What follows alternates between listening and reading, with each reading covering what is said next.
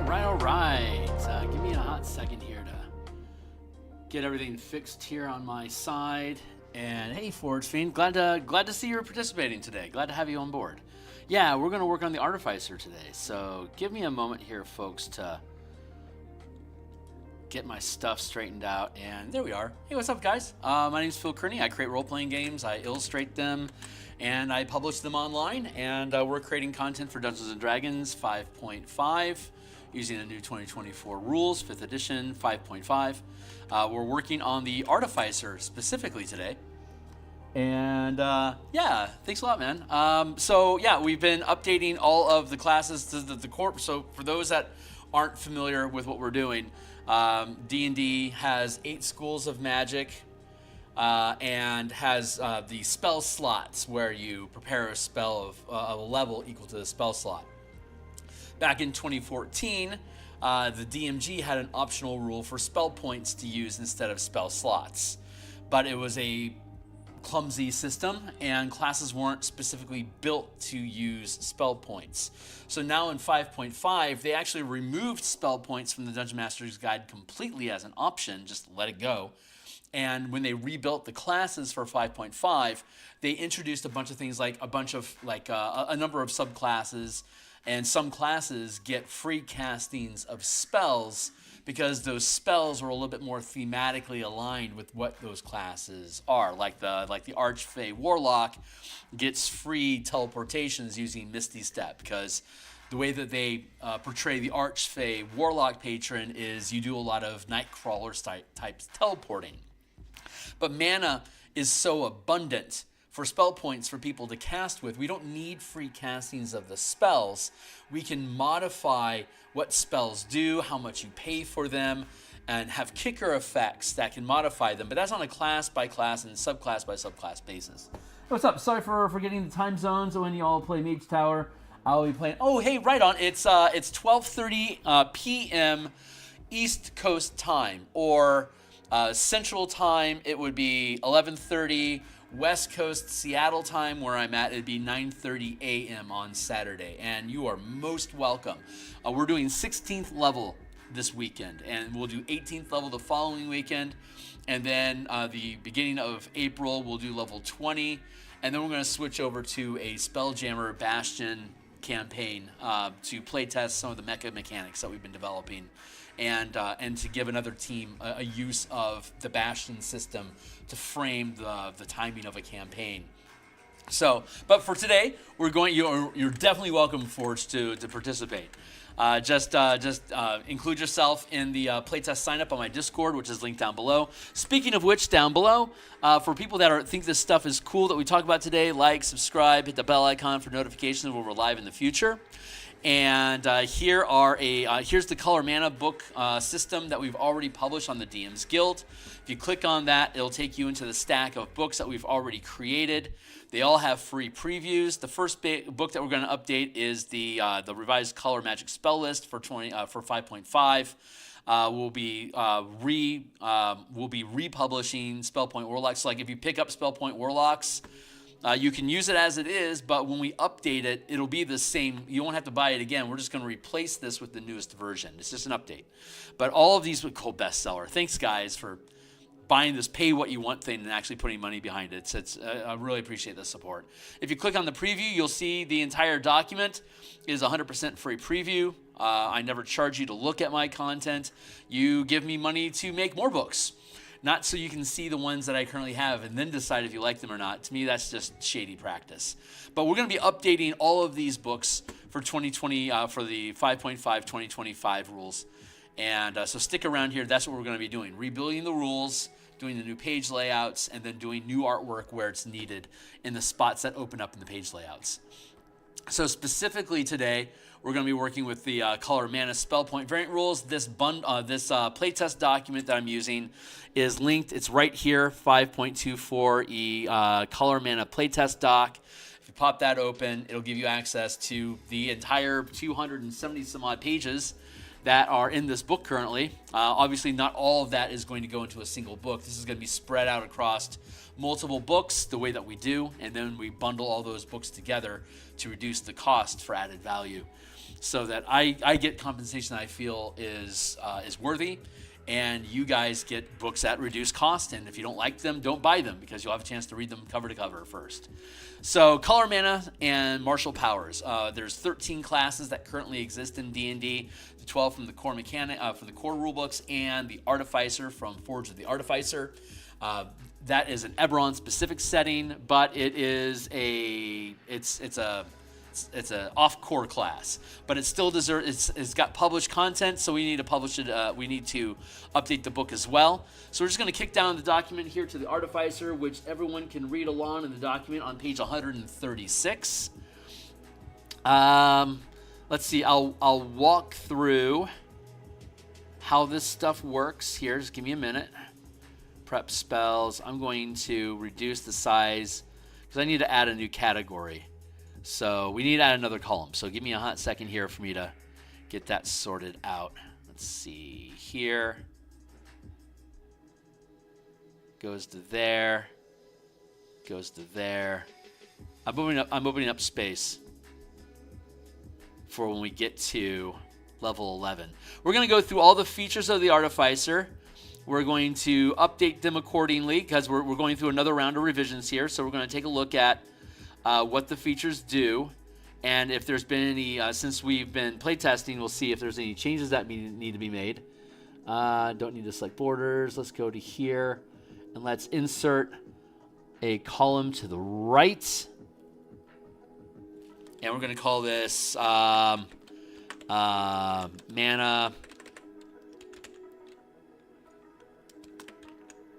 storage. That's where we'll start. Okay, so we're going to go over all the features. We've got the... let me grab this real quick. Drop that in there. Take this. Pull that out.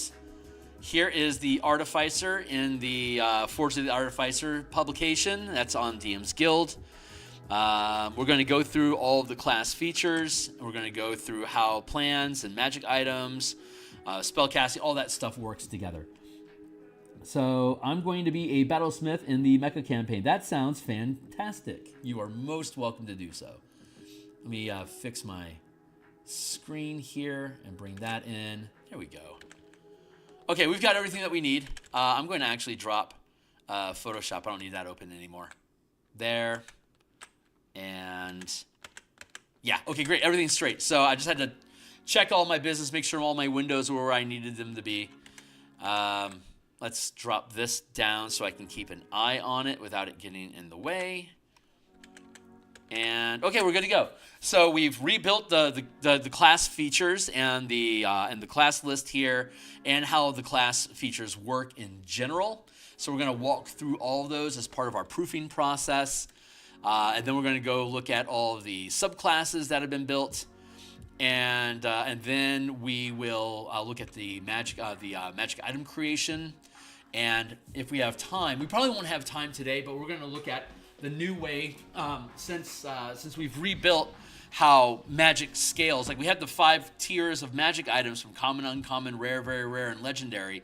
Those are all still in place, but we've built a point system for calculating how to build magic items from the DMG using all the tools that we have in these mana systems.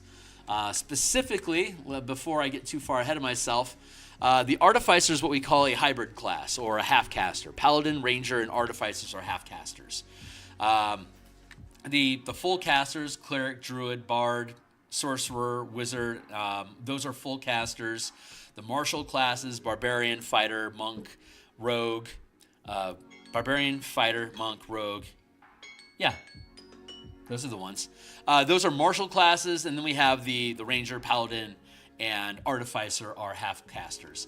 So with this mana system, martial powers is a mana resource that all of the martial characters get that allow you to channel powers, kind of like how spellcasters can cast spells. There's about 170 different powers, 198 powers in total. 126 of them use mana, and the other 72 of them don't require, they're like cantrip or like trigger effects. Feats, damage types, weapon masteries, fighting styles, those are all zero cost mana powers that you can prepare utilizing this system. The half-casters get both spellcasting and powers. Powers scales on a half-casting measure just like the Artificer spellcasting does. So at first level, you'll get 4 prepared powers, which could also be any number of spells off of the Artificer spell list. So you can either cast spells or channel powers. You can do both if you want to split them up. Martial characters only get martial powers.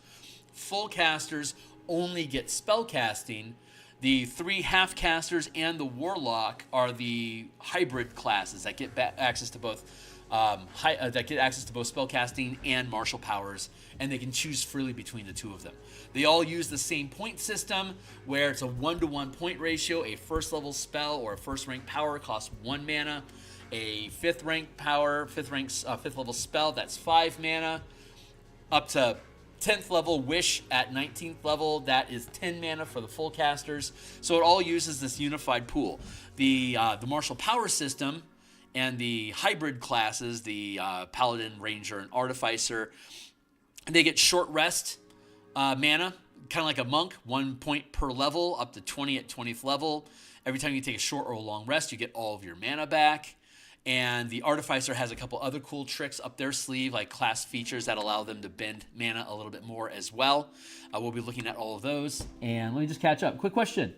When it says I can use my infusions on magic items I created, does that mean only magic items I created by infusions, or items I create in like downtime as well? It says I can use my infusions on magic items. I think what I'm trying to... I'll have to go down. We'll look at infusions in a bit, but I believe what that meant was... I believe it means that we can stack infusions on there. Let me double check, because that's why we're going through this, to update our language to make sure everything is as we think it should be. I'm checking my... Okay, great. Everything looks really good now. That goes there. That goes there. That goes there. It's been a while since I've looked at the Artificer. I need to remember what the language on that is. So I'm being honest that I don't honestly know. So stick with me. We'll have an answer by the time of the session is over. So let's go back up to Invocation, Celestial Patrons. I want the Warlock. I want the Artificer. Thank you.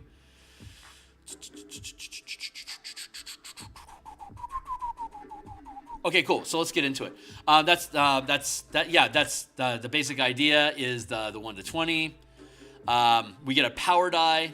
If you choose powers, if you're choosing spells to learn, then you basically know everything you need to know. It's 1 mana per level. However much mana you get, there you go. The power system gives us a lot more tools in the toolbox to use. If we're utilizing martial powers, we get things like we can expend our action economy during combat to generate additional mana. Let's see if I can find that real quick. Force movements, disrupting. Listen, where are you at? There we are. Temporary, like you can generate temporary mana to spend on powers, or in the case of the Artificer during combat, instant and concentration spells can be cast using temporary mana. The empowered actions allows us to cast, to utilize exploits, which modify die rolls, maneuvers, which are like spell-like abilities that can be triggered as magic actions or as bonus actions. Reactions are spend mana to react to a triggering circumstance. Strike powers are like 2014 Paladin Smites, where on hits you can then spend mana to ramp the damage and cause kicker effects. There's also sustained powers, but you can't use temporary mana to generate to spend on sustained powers, because sustained powers don't have a duration, while concentration spells, like for instance, generally do. Either whatever the duration is, or until you lose concentration. They aren't just permanized or like ongoing effects that you cast and you don't have to worry about it anymore.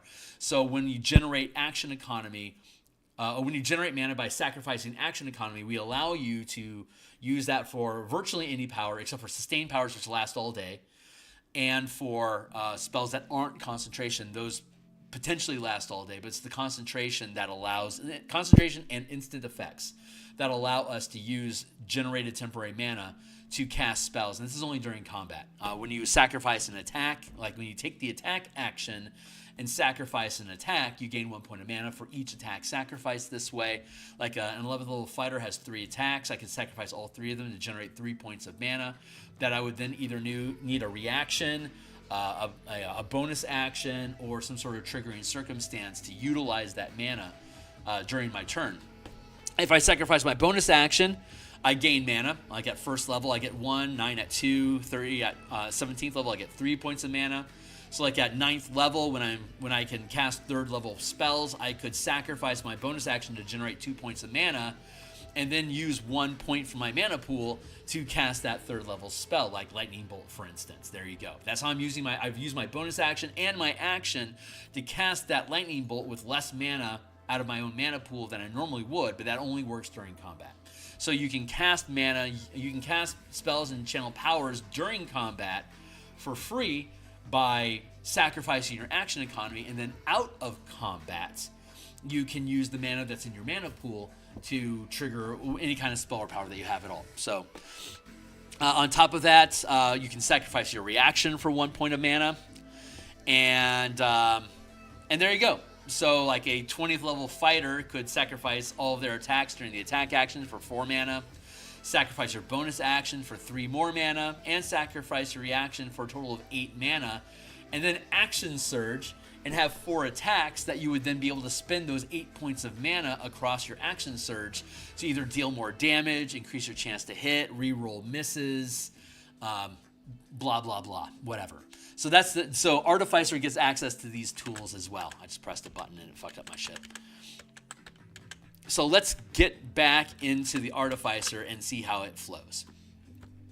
Because we really want to make a build around a returning weapon infusion. Cool. Very, very cool. We will take a look at point builds that you can use in the future. So just give us time to get there. If we don't get to it today, we'll probably get to it on Saturday morning before our game. So let's see. Okay, so we're just going to go through all the class features. We know plans. So we can build magic items. We get cantrips. Max spell level is still on a half casting progression, 1, 5, 9, 13, 17 for level 1, 2, 3, 4, 5. Infuse the martial powers work the same way, 1, 5, 9, 13, 17.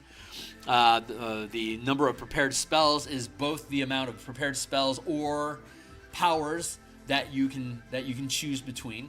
And then, of course, short rest, you only get 1 point of mana at first level. At 9th level, like before, if you want to throw that lightning bolt, you could burn your action economy down and only spend 1 out of your 9 mana to do so. But now let's go ahead and take some time and look at the class features. So starting at first level, you get the channeling class feature. You can choose either dexterity, intelligence, or wisdom to be your channeling ability score. Your channeling DC is 8 plus proficiency bonus plus channeling ability bonus. You also gain a pool of mana, and you can learn martial powers. You can learn both martial powers and spells. Mana, at first level you gain 1 point of mana. You gain 1 additional mana per level, up to 20 on the 20th level. Martial powers, beginning at first level, you can prepare 4 first rank powers with the martial power list. You gain additional powers as you gain levels up to your maximum channel rank as listed on the martial power progression table up above, which is the half casting progression. You can swap 1 prepared power for another when you finish a long rest, and you can swap all prepared powers when you gain a level. So, hey, what's going on, Shiny? Good day to you. Spellcasting with powers. So starting at first level, you can choose to learn spells on the Artificer spell list instead of preparing. You can choose to prepare, is the right language, prepare spells on the Artificer spell list instead of powers. The amount of mana spent to cast a spell is equal to the level of the spell cast. In combat, when you sacrifice action economy to generate temporary mana, you can expend it to cast spells on your Artificer's spell list with a duration of instant or concentration. Maintaining concentration on a spell follows the rules that we've built in the Color Mana Spell Point variant rules. Each rank of power you sustain reduces the maximum spell level you can maintain concentration on at a time. For instance, if a 9th level Artificer is sustaining 2 ranks of power, you can only concentrate on a level 1 spell. You are not limited to casting 1 spell with mana per round. For example, you can cast a level 3 spell that uses the magic action, and a level 2 spell that uses a bonus action during your turn if you have 5 mana available. You can use Artisan Tools as an arcane focus. Hey, what's up? Wrong account. Hey, Fernando. You sly dog. What's going on, my man? When you sacrifice action economy during combat to generate temporary mana. Did I already say that already? Russian Guide, you can swap over your powers. When you sacrifice action economy, instead of channeling power, you can cast. Yeah, the amount of mana spent in combat when you sacrifice action economy to generate temporary mana, you can expend it as an action on your spells. Okay, cool. So that's there, so we can get rid of that.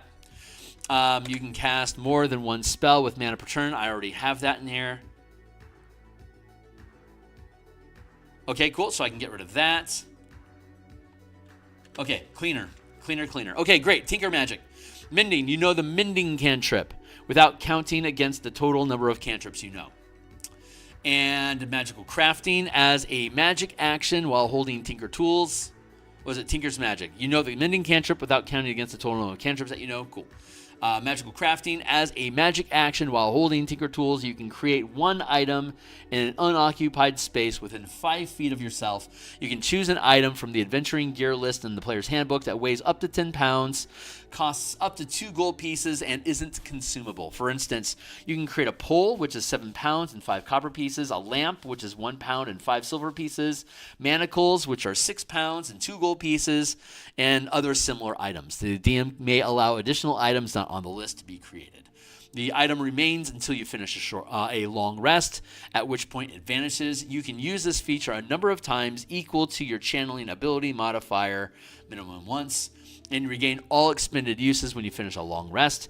And you can regain 1 use by expending 1 point of mana, no action required. If you have more items currently created than allowed, the oldest item vanishes. And we can harness mana. As a 1-minute ritual, you can harness mana from the environment to regain a total number of mana equal to half your Artificer level rounded down, minimum of 1. Once you use this feature, you cannot do so again until you finish a long rest. So far, so good. We've been playing in the Bastion campaign. Oh, hey, saying hey to Forge. Right on. Replicate magic items. So, let's as a 1-minute ritual. Oh, we already talked about that. Let's see. I'm going to reduce some space here. There. Magical crafting, mending, and harnessing mana. Cool. Let's see. Replicating magic items. So you start with knowing 4 plans as listed on the Artificers list of the Forge of the Artificers for level 2 Artificers. And you learn additional plans as you gain higher levels as listed on the table above.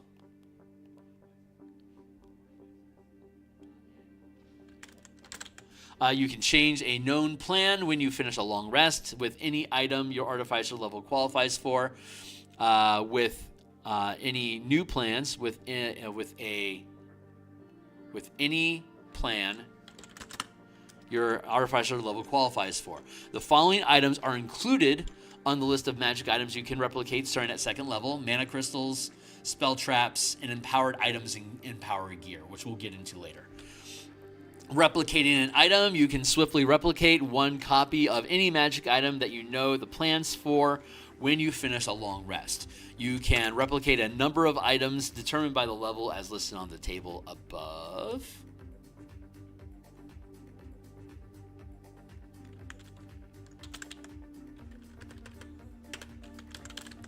Attunement, you can attune to hold on, let's get into our list here real quick.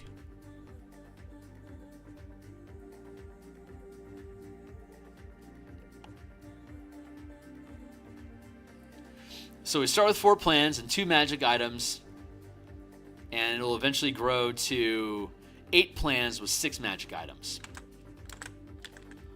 It's a good start.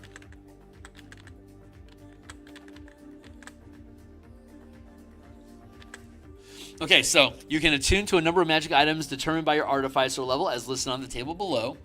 When you replicate a magic item, you can immediately attune to it when it is created. Otherwise, follow the normal rules for attunement. Thanks, Fernando. I appreciate it. When you replicate a magic item, you can immediately attune to it. Otherwise, follow the normal rules. At level 2, you have 4 plans, 2 items, and you can attune to 3. At 6th level, you have 5 plans and 3 items. At 10th level, you have 6 plans, 4 items, and can attune to 4 magic items. At 14th level, you have 7 plans, 5 items, and can attune to 5. And at 18th level, you have 8 plans total, 6 magic items, and you can attune to 6 items as well. So actually crafting an item as a downtime activity while in your bastion, you can use any as a downtime activity while in your bastion, or if you have the appropriate tools available to craft the chosen item. If away as a downtime activity while in your bastion, or if away from your bastion, if you have the appropriate tools available to craft the chosen item, you can use any magical item plans you know to create that item, requiring 1 week of work in your bastion if your bastion is of sufficient rank to do so. You must retain knowledge of the plan for the full duration of crafting, and it requires attunements. We'll have to get into... Hold on.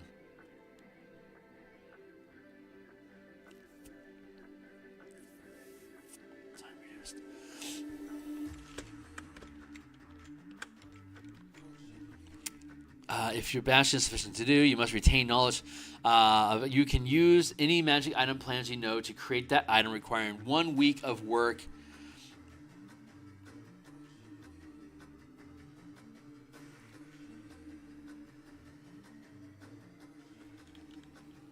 For common magic items, and longer for higher tier, as listed below. We'll go with rarity, duration. Common, uncommon, rare, very rare, and legendary.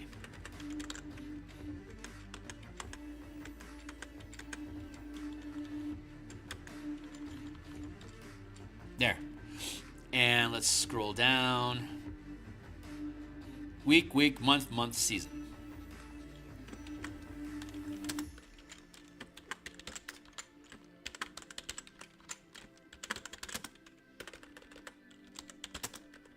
This is a lot less than magic items normally require. Like a legendary magic item requires, I think, like 2 years to make. Each artificer subclass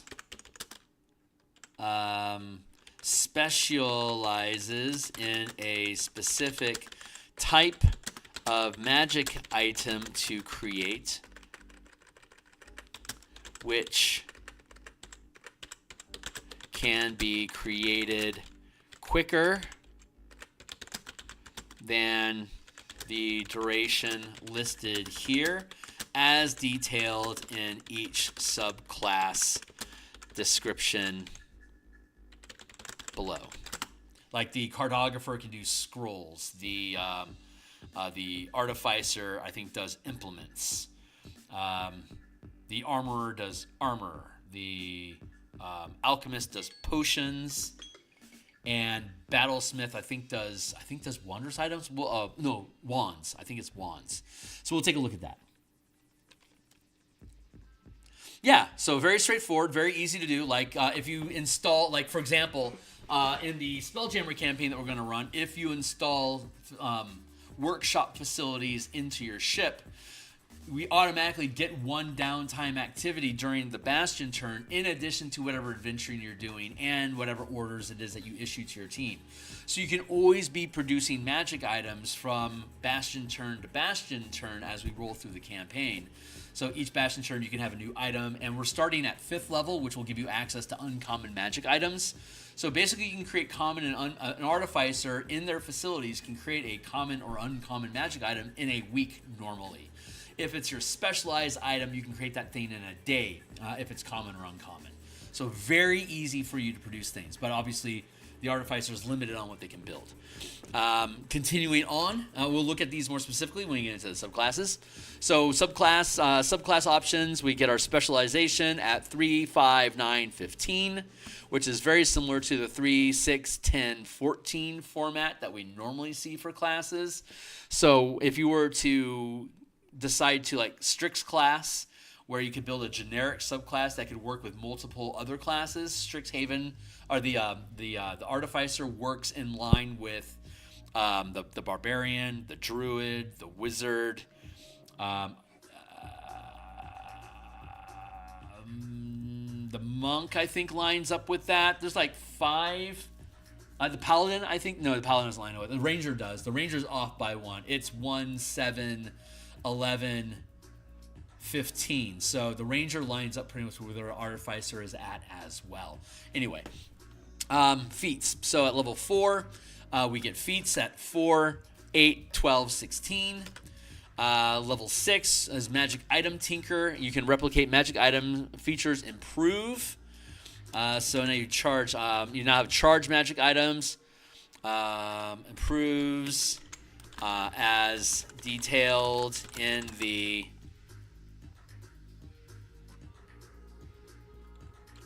replicate magic item subclass feature above.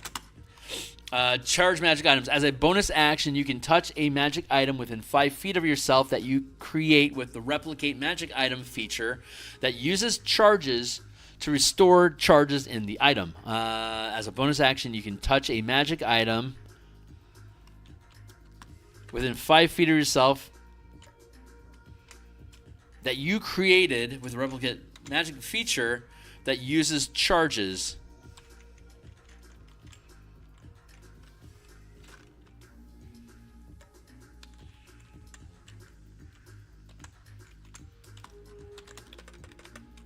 that requires that expends charges when used. That's better language. You can restore 1 charge by expending mana equal to the rarity of the item. Common, uncommon, and rare plus. Actually, let's go with rare, and let's just build it out. Very rare requires 4 mana, and legendary is 5 mana. An item cannot have more charges than it had when replicated. There you go. Drain magic item. As a bonus action, you can touch a magic item within 5 feet of yourself that you created with the replicate magic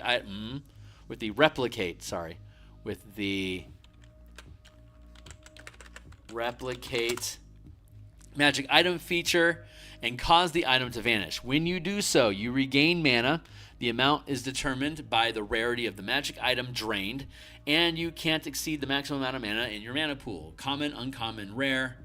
You can use this feature once. Let's do it. Yeah, let's be more petty.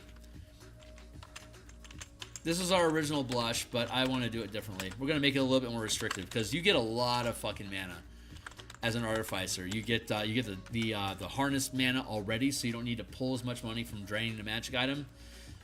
Legendary. There. You can use this feature once, regain it when you finish a long rest. Transmute magic. As a magic action, you can touch a magic item you created using the replicate magic item feature and swap it for a different item that you also know the plans for. You can use this feature once, regain it when you finish a long rest, or by expending 2 mana, which doesn't require an action. This is at what, level 6? Let's make that, yeah, it's 2, common magic item, level 6 when we get access to this, max of 2nd level. Yeah, 2 mana is good. I don't remember offhand. We'll find out when we get down there. I don't remember, honestly. I just don't remember. Flash of Genius. When you or a creature within 30 feet of you fails an ability check or a saving throw, you can use your reaction to grant the creature. You can use your reaction to grant the creature a bonus to the roll equal to the result of 1 power die, potentially turning a failure into a success. You can use this feature a number of times equal to your channeling ability modifier. Regain all uses when you finish a long rest. Let's go look at the player's handbook real quick and see how that language actually works.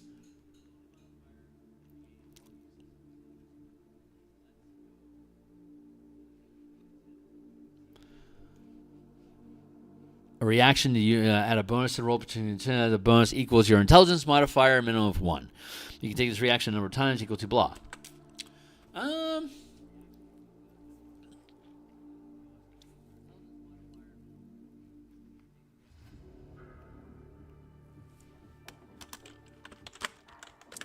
No action required.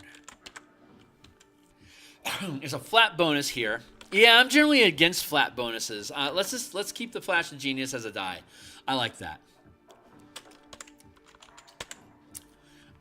You know what? Honestly, no, because we're gonna introduce the book. Originally, we're gonna introduce the Artificer as its own thing, and then we're gonna have it in Martial Powers as well. So in Martial Powers, we'll modify it to use a power die. Maybe we'll modify it. Let's go with reaction to grant the creatures a bonus to the roll equal to the result of your channeling ability modifier.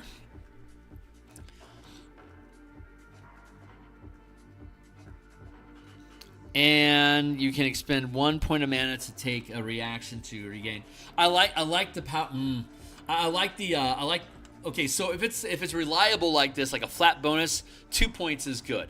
If it's a die roll where you might only get a +1 bonus, but like could get like a +8, or eventually like a +10, that's worth. But it's still worth potentially only 1 mana. So it's only worth 1 mana.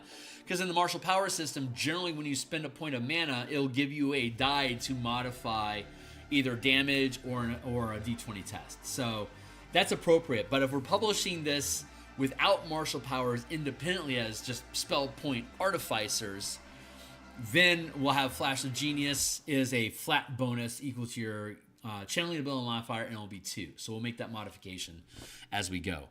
Magic item adept. You replicate magic items. Feature improves as detailed in the replicate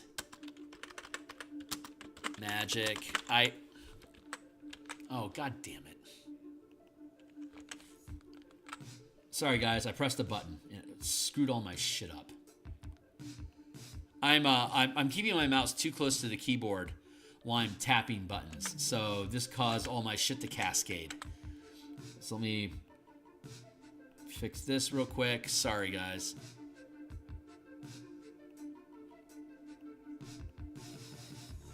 Come on, buddy. Thank you. Yeah, I'm a mess today. Sorry, guys. There's that, and this is good. And let's fix this one. Okay. Replicate magic item feature. Hey, thanks a lot for so many folks checking out the channel, by the way. I really appreciate people kicking through. You can now attune to 4 items instead of 3. I don't need to have that there because it's already listed in the replicate magic item table below. Right tool for the job.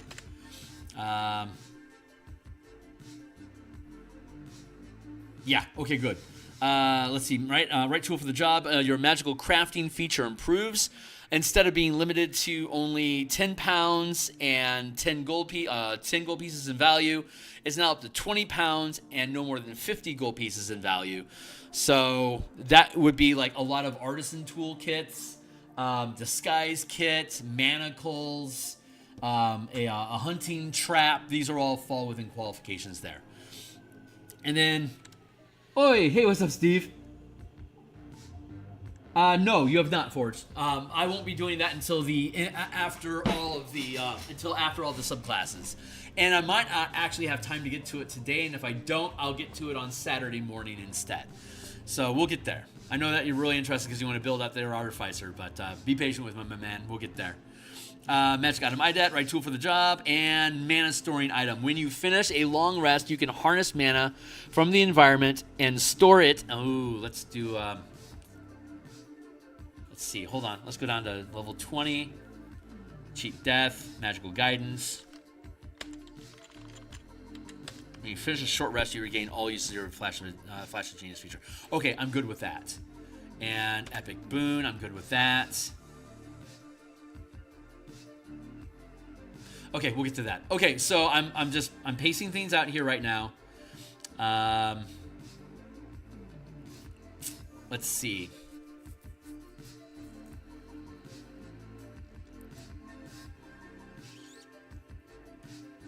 Mana storing item. When you finish a long rest, you can harness mana from the environment and store it in an item you can use as a spell.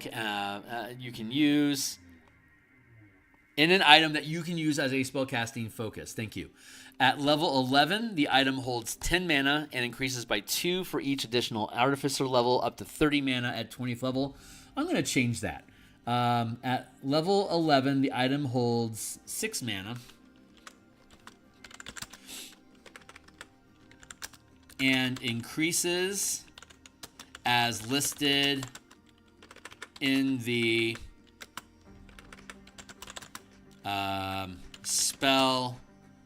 mana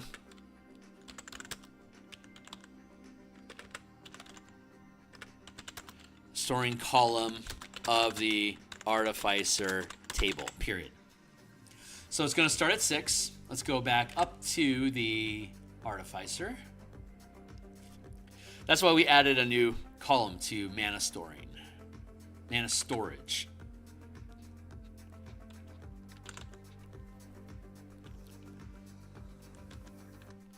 When you finish a long rest at level, your ability to harness mana from the environment improves. When you finish a long rest, so I want to fold this into. I don't want to leave you with both the harness environment and the mana storage item. Actually, let's go back down to the actual class.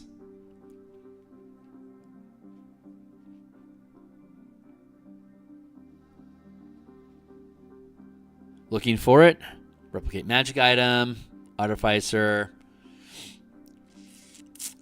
tools required, cantrips, spell slots, prepared spells, tinker magic, lets you make stuff, replicate items, plans, creating an item, duration, spellcasting focus, magic plans, more magic plans, magic item plans, tinker, charge item, drain. Oh! Never mind. We don't need to have harness mana at first level anymore. That was Vestigal from the UA playtest content. That actually didn't make it, and we don't actually need it because we have the ability to harness magic and we have the ability to generate temporary mana. If we're not using martial powers, half-casters get 2 mana at first level, and they end up with 40 mana at 20th level. 2, 4, 6, 8, 10, up to 40 mana at 20th level. The martial power system reduces them to a short rest caster. That 40 mana at 20th level is on the long rest for a half caster. When we convert to the martial power system, we go to the short rest mana to align with what the Warlock and the Monk can do. So you only get 1 point of mana. You get back on a short rest and on a long rest, but you have the ability to sacrifice action economy to generate more mana. So you literally have unlimited mana available to you on a bite-by-bite basis as long as you're sustaining combat. So we don't need to give you the harness magic. So that allows us to reframe everything and go down here to level 11. Okay, I'm going to show you guys a reference point here.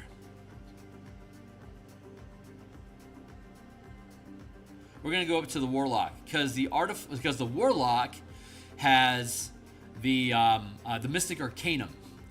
So with this system, the Warlock is also on the half casting Pact mana. They get 1 point per level, but they get Arcanum points starting at 11th level. And at 11th level, a 6th level spell costs 6 mana. Arcanum points you get on a long rest.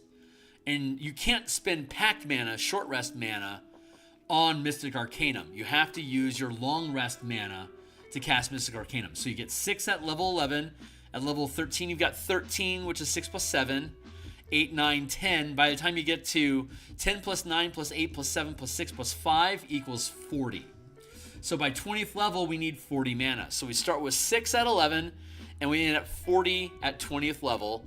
So that gives you a total of 20 temporary short rest mana and 40 long rest mana. As opposed to, for instance, the Wizard gets 80 mana on a long rest. The half casters get 40 mana on a long rest. And the third casters, Eldritch Knight, Arcane Trickster, they get 20 mana on a short rest. On a long rest. But when we implement martial powers, all the half casters and all the marshals move to 1 mana per short rest, 20 mana at 20th level per short rest. And that all ends up equalizing the amount of mana that the full casters have access to by using short rests and free action economy to generate mana. It all ends up being around 100 points over the course of a 7-day long rest period of time. So we definitely recommend long rest. But anyway, the point is that we can take this column here, copy it, drop down to the Artificer, and just paste it in place. So this now makes the Artificer tempo mana the same as the Artificer. So let me get down back to the Artificer. Did that work? Yes, it did.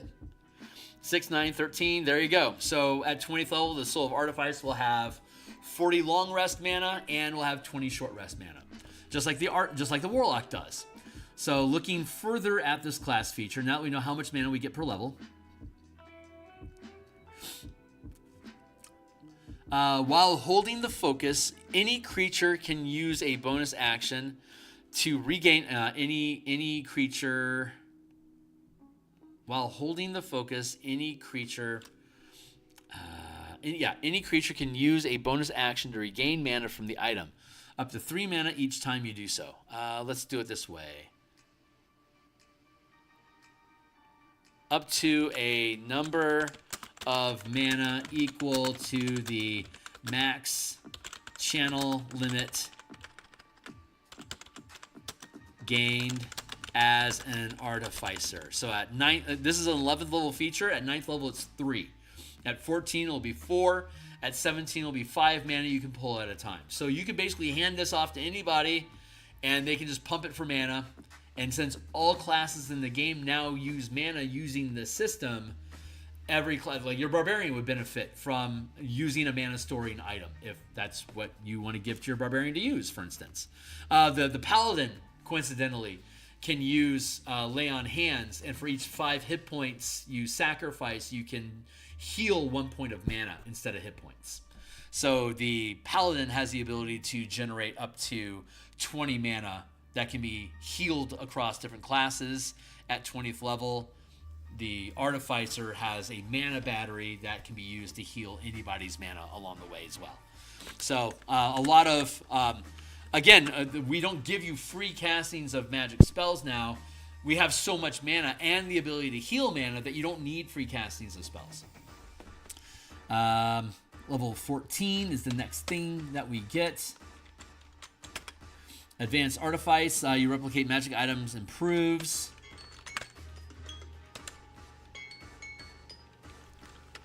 As detailed in the replicate magic item feature above. And refresh Genius. When you finish a short rest, you regain 1 expended use of your Flash of Genius feature. At level 18, Magic Item Master, you replicate magic item feature improves as detailed in the replicate magic item feature above. And we can just drop attunement because that's what's details above. Epic Boon, you get 1. Level 20, Cheat Death. If you reduce to 0 hit point but not killed outright, you can dismiss any number of uncommon of any number of magic items you replicated.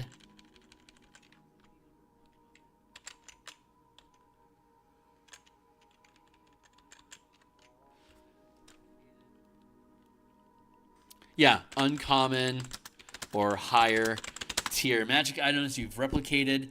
If you do so, you regain a number of hit points equal to 20 times. Why don't I have what? Hold on. Let's go back to replicating items.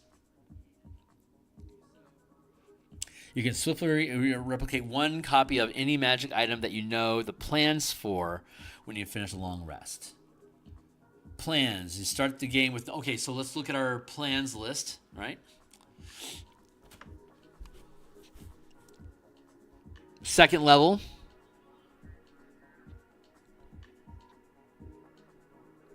So here's the things that we can replicate at second level. Some are common, some are uncommon.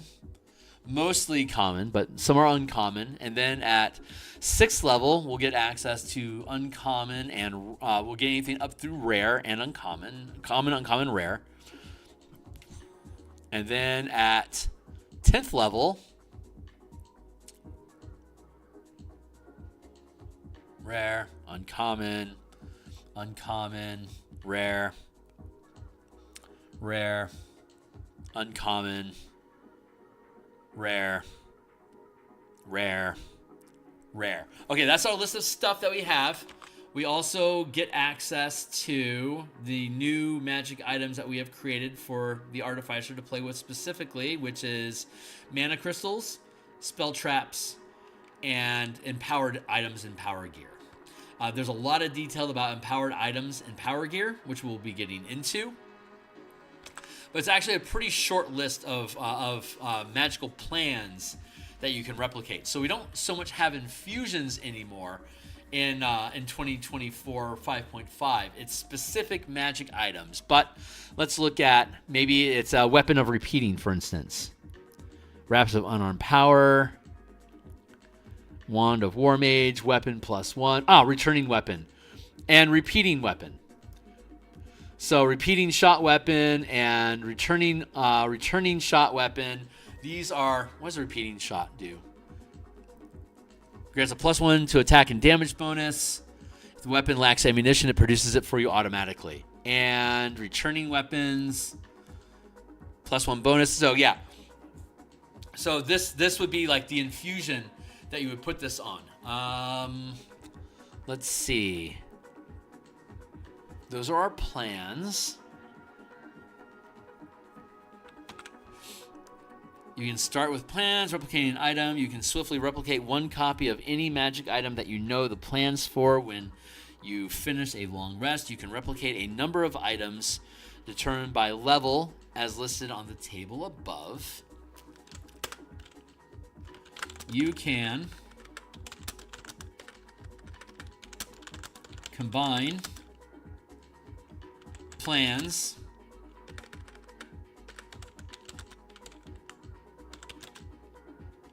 into 1 item,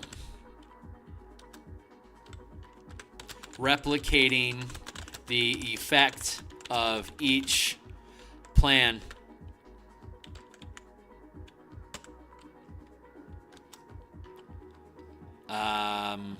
when replicating the item.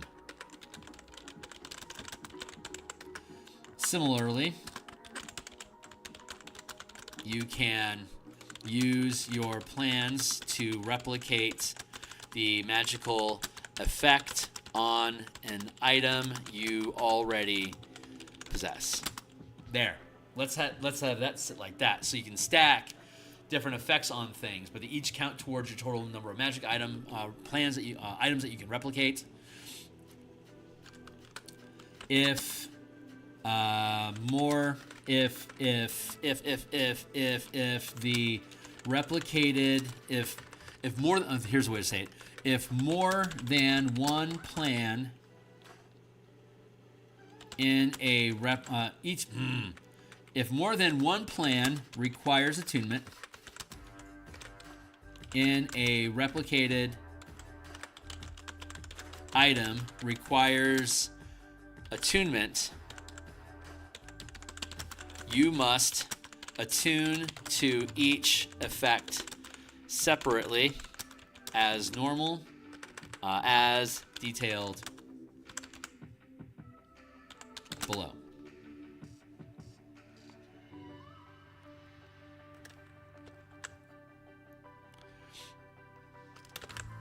If more than one plan in a replicated item requires attunement, you must attune to each effect separately. There. So you can have your Warhammer, and you can have it be a returning weapon and a +1 weapon, and I don't know what's another cool thing you could add on to it.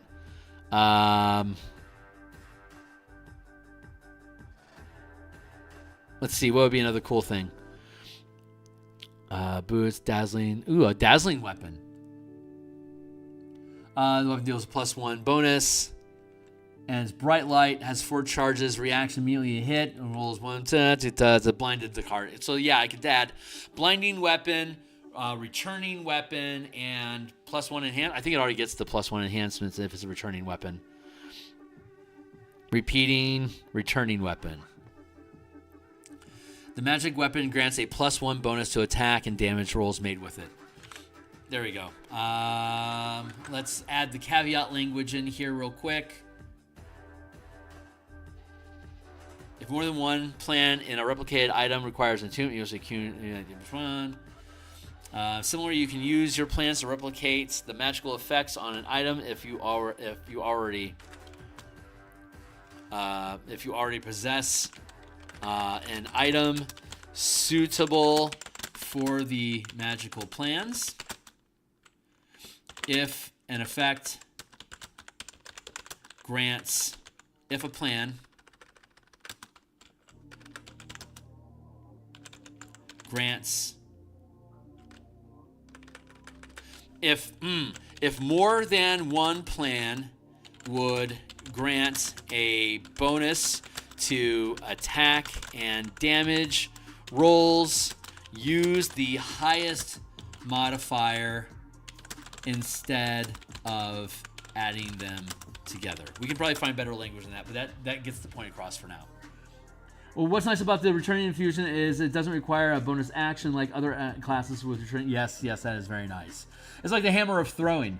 The only other thing I know is the Path of Barbarian, but no spells. Right? Yeah, Hammer of Throwing, Javelin of Returning, I think does that. Some magic items have that feature built in. Yeah, it's a really nice feature, and this allows you to take an item that you have and now infuse it to be a returning weapon. So, like if you get like a disruptive, like a Mace of Disruption, for instance, you could infuse it with returning.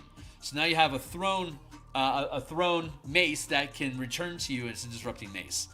And you could add blinding to it, and you could add, I don't know, whatever else is down the line. You get 5 items that you can replicate, and you can put all 5 of those into the single item if you want to, but you're still going to have to use your bonus action, your attack actions, your reaction to trigger all of these things. It's just all consolidated into one object. And again, this doesn't, like if you destroy an object, it's still only one magic item that you're destroying to harness mana from that item, for instance. But I think this works. I'm looking forward to playtesting this in the Bastion campaign to make sure that it works as intended. This feels right to me, but we won't know until we actually test it. So, Forge, I appreciate you're willing to play one. Thank you, sir. Magical plans here. What are we looking at? More uncommon. This is at level 6. Level 10. Here we are, level 14. Very rare.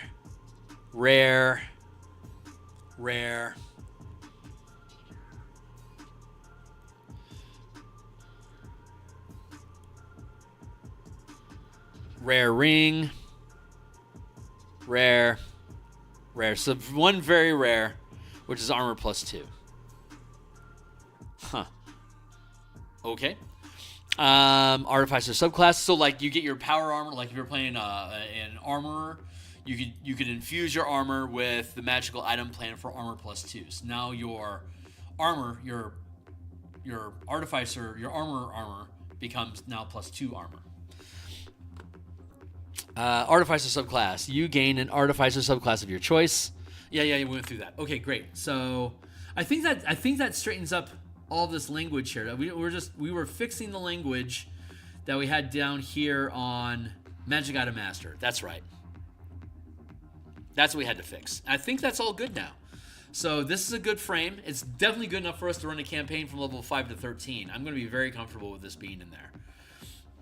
And does the returning infusion give the thrown weapon property? I don't know. Let's go take a look real quick.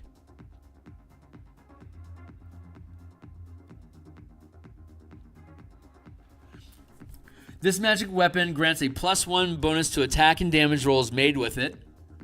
Any simple or martial with the thrown property.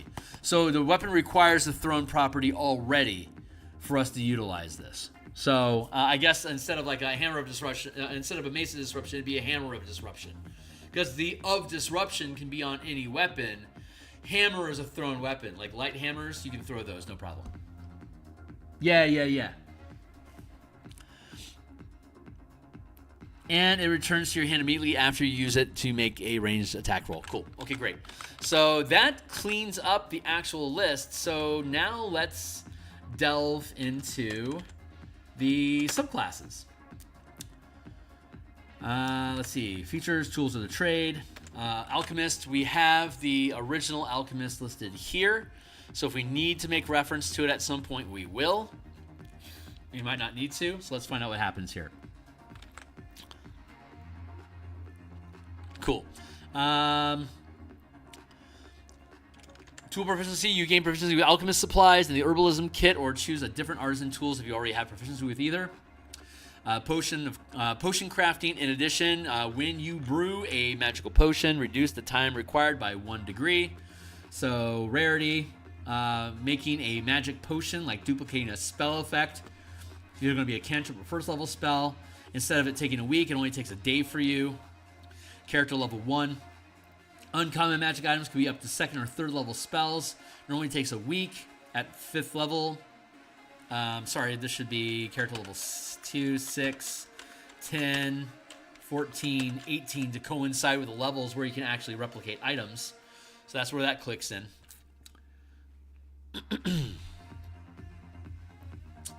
Yeah, so you can replicate. There you go. You're better at replicating potions, doing them faster than the normal week, month, season. So day, week, month, blah. Alchemist spells. Again, now using the color mana system. If we go back to color mana.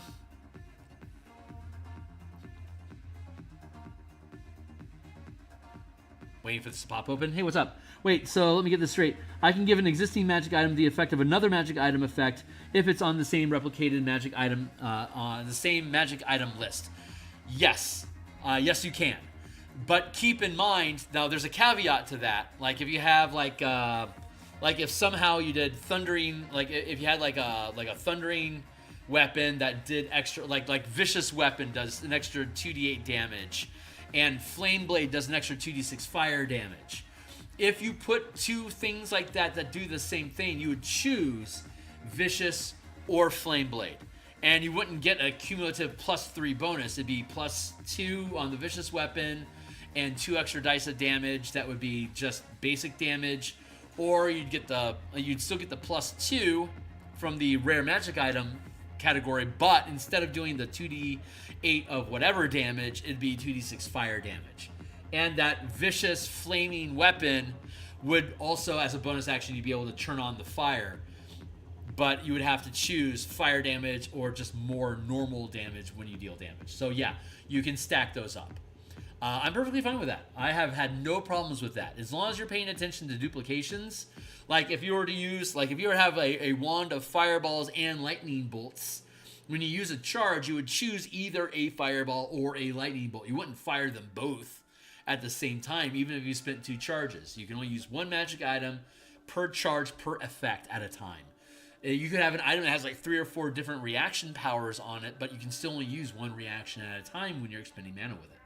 But we'll go into all those specific rules once we get down into the empowered and power gear that we have. Yeah, it is very cool. It is very, very cool. But here's our list. Like, for example, looking at color mana. Here's our revised color mana spell list. We're going to update this for 2024, probably in the next couple weeks. So as it stands, the 5 colors, we have 5 colors: white, blue, black, red, green. Each color is defined by some different flavor text, like tags. Like white is generally divinity, healing, light, protection, restraint type magic. Blue is air, illusion, mind, suppression, water. There's other things that make things white and make things different colors. These are just some general ideas of what defines one color as versus another. And then we have damage types. So the 10 types of magical damage divided between white, blue, black, red, green. Like acid in Magic the Gathering is almost always black and green. As is poison, almost always black and green. Force damage, white, blue, and red is very common. Fire damage is always red in Magic the Gathering. Lightning is always red in Magic. There's like 3 out of 40,000 cards in Magic the Gathering. Like 3 of them have lightning as a blue card. All other 200 some odd effects of lightning involve the card are all red. So it's overwhelmingly lightning is red. Necrotic is black. Radiant is white. A lot of this stuff is like super no-brainer. Psychic being white, blue, and black. Thunder being blue, red, and green. A lot of stuff is just very intuitive if you're an MTG fan. And so you combine the types of damage and the general aspects of Magic to come up with a list. Like, for example, Acid Splash does acid damage, black and green. Bob's your uncle. There you go. Get up into higher level spells like Calm Emotions, white, blue, and red. Continual Flame is creating light through fire that sheds light. That's white, green, and red. Darkness is a black spell. Dark Vision modifies your senses. That's going to be a green spell. Detect Thoughts is mental stuff. That's blue. Blue, red, green for getting things bigger and smaller. Find Steed, you summon a beast, so now that's a green spell. Like, there's a lot of it. So when you're using spells, you would then devote each point of mana that you have to a specific color. If I don't have any green mana, I can't cast Find Steed, for instance. I'd have to get more green mana into my mana pool. The reason I mention this is because you have to juggle the colors that you choose. If I'm playing an Izzet Artificer that uses blue and red mana, I'm going to choose spells that are blue and red. If I wanted Find Steed as an Izzet Artificer, for instance, I could get access to if Find Steed were on my spell list, like if I was an Izzet Paladin, for instance, I could get access to Find Speed, but because I'm Izzet, I only have blue and red mana, so I can't get green. I could research this spell during downtime. One Bastion turn of downtime equals convert 1 spell of any level to the color of mana that you want permanently. So I could make Find Steed red for my Izzet like my Izzet Paladin, for instance. It's now a red spell. I can always cast it with red or green mana. I don't have green mana, so I would cast it as red. That's just a common sense thing. The reason I bring that up is because it creates this interesting meta game of how much mana do I need of each color, and how many spells do I want of a specific color or not. Is there a doc with these rules? Yeah, all these rules are already defined. They're in the already published Color Mana Spell Point variant rules. I'm waiting for the thing to click over. There we go. If you just go down to the core mechanics and open that up to the preview, the entire document, we're going to update this for 2024, but these rules specifically don't really require any updating. Let's go to Spell Point variant rules. referred to as common magic. You can repeatedly while enough mana remains in the pool. 6th level, referred to as high magic, in particular powerful. The number of high magic spells you can cast is your max spell level -5. You got your mana progression, and then looking at the color mana paradigm, explaining what white, blue, black, red, green is in the 5-color spell chart. This is the original chart where each spell was devoted only to one color, but after playing a couple campaigns through level 20, we found that to be too restrictive. That's why we created the revised color mana spell list, where it allowed spells to potentially be devoted to multiple colors to make it easier for you. But we'll be integrating the revised list into this main document when we update it. And then if we scroll down here, past all the spells, magic campaign, the mana pool, devoting mana to color. Whenever you finish a short or long rest, you can choose how much mana is devoted to each color. This is on page 11. High magic, to cast high magic. So casting spells, for instance, a 4th level cleric has a pool of 12 mana. When I finish a short rest, I could have 3 white, 2 blue, 2 black, and 5 green, and then swap them around whenever I finish a short rest. Common magic. To cast a common magic spell level 1 to 5, you spend a number of mana equal to the spell's level with at least 1 mana devoted to the same color. So in this example, a 4th level cleric has a mana spell level of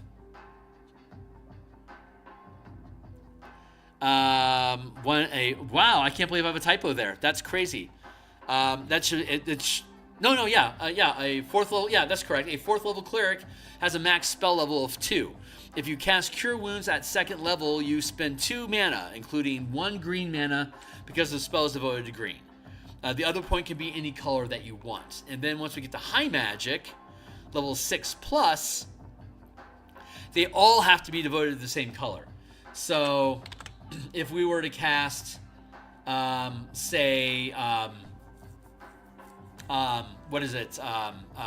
Arcana, 7th level illusion spell. It's a blue spell. If I were to cast that, all 7 mana has to be blue. If I were to cast, hallucinatory terrain, which is a 4th level spell, only 1 point has to be devoted to blue, and the other 3 can be any color that you want. But high magic, level 6+, it all has to be the same color. So as you get to higher and higher levels, you're going to want to figure out how can I have more and more spells devoted to the color that I want, so that you can afford to have a ton of mana be in one color. I generally find having 2 colors works really well. Like Izet for blue-red, Selesnya to be white-green, Rakdos, black-red, whatever. 2 colors generally works incredibly well in this system. You rarely run out of 1 mana unless you really skew your numbers. So, but yeah, all this stuff is available. When it's going to take months for me to update the document. This is all 100% free to view. So anyone can go in and look at all of these rules. Just read through the book and recognize that we've been making revisions. And if a revision matters, and if you have any questions, just ask. The playtesting is really chaotic. So just use the book that's built, and if there's revisions, the revisions are in this document. The revisions are largely only affecting classes and subclasses. It doesn't affect how the mechanics of mana works in general. But you're always welcome to ask questions, and I can spot check your character when you build it and advise you if necessary until we get this thing fully built out. But it's going to be months before this stuff is built.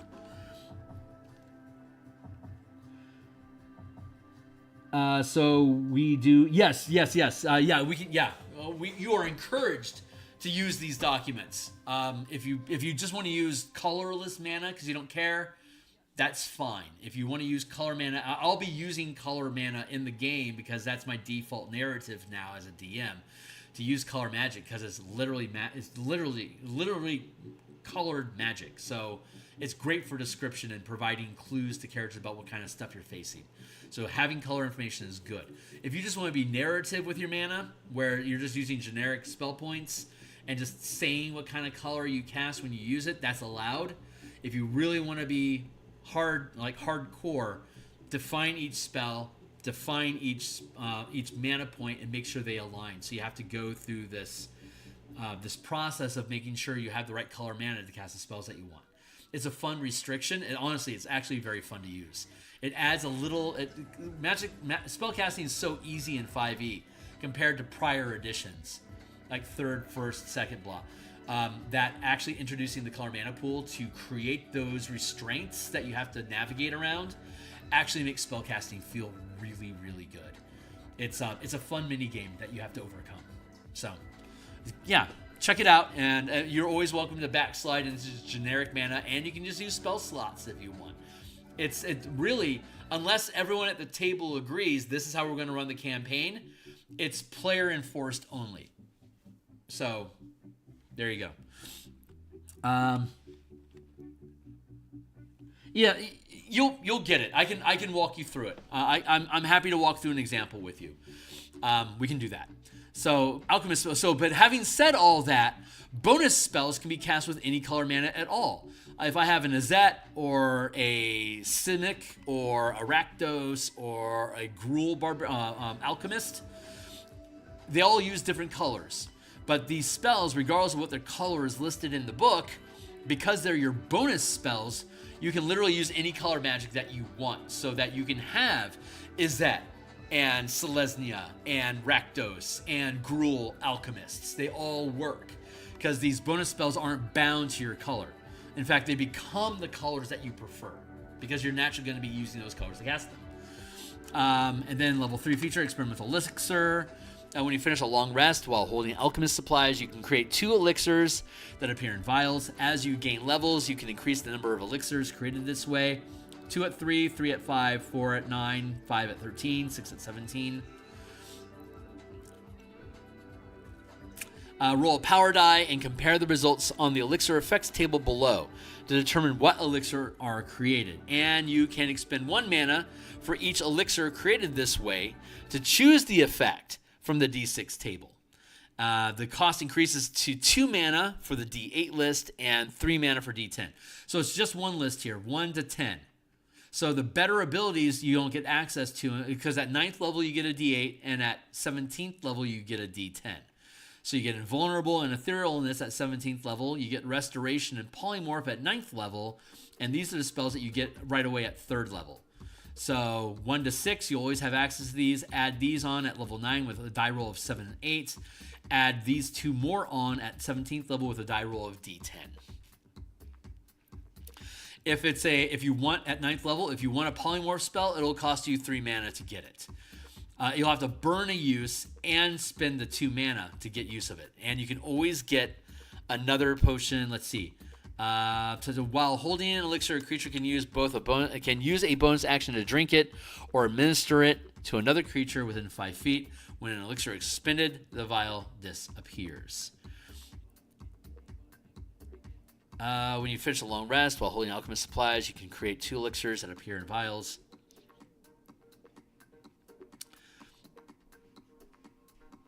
Roll a power die and compare the results in the elixir table. While holding an elixir,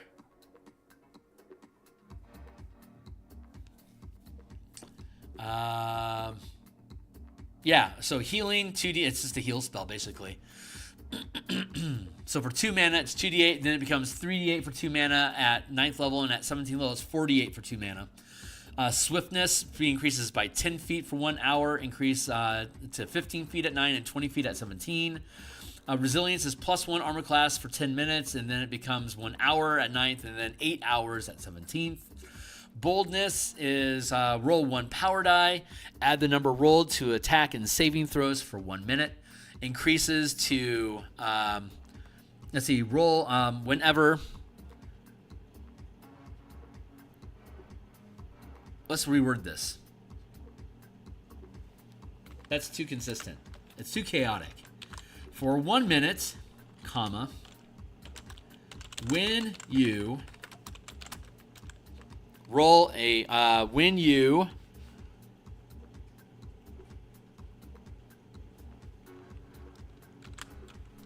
make an attack or saving throw,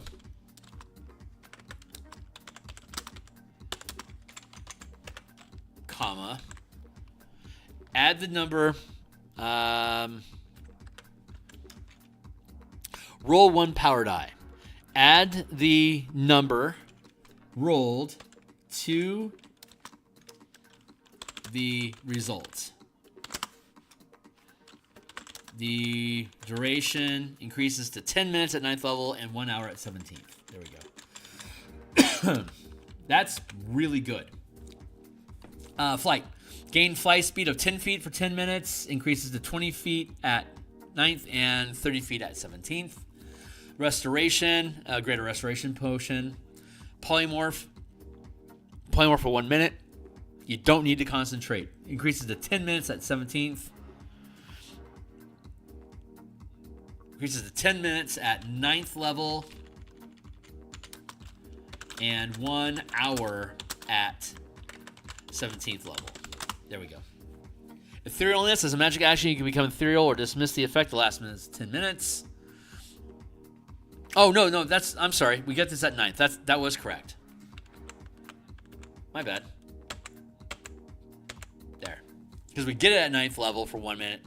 10 minutes to 17. Thank you. Invulnerable. As a reaction, you become invulnerable to 1 instance of damage. The potion then expires. When you're holding an elixir, drink it. There it goes. It does sound fun. Hopefully, right on, man. Yeah, I think it'll be fine. It's just different. It's not more complicated than normal D&D. It's just different. Alchemist Savant. Whenever you cast a spell using your alchemist supplies. Whenever you cast a spell using your alchemist supplies as a spellcasting focus that restores hit points or deals acid, fire, necrotic, or poison damage, add your spellcasting ability modifier, minimum of 1, to any number rolled. That would be add your channeling ability modifier. Restorative agents. When you can cast Lesser Restoration without preparing it a number of times equal to your channeling limit. You can cast Lesser Restoration without preparing it. Hold on. That's wrong. We can't allow that. Let's go to Lesser Restoration. What time is it? It's only 7. We're doing great. We are doing fantastic.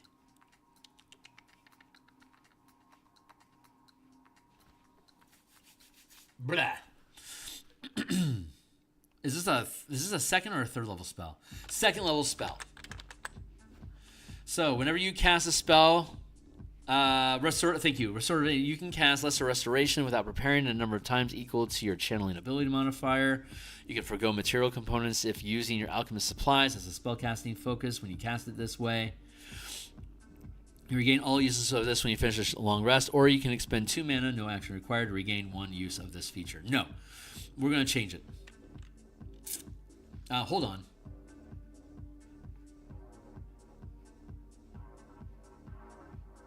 It's not on our spell list.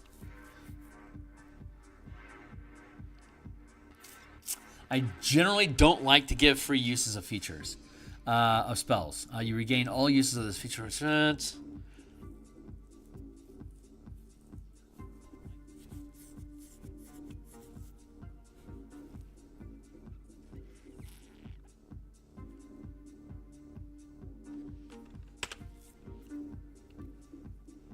You can cast Lesser Restoration by expending 1 mana.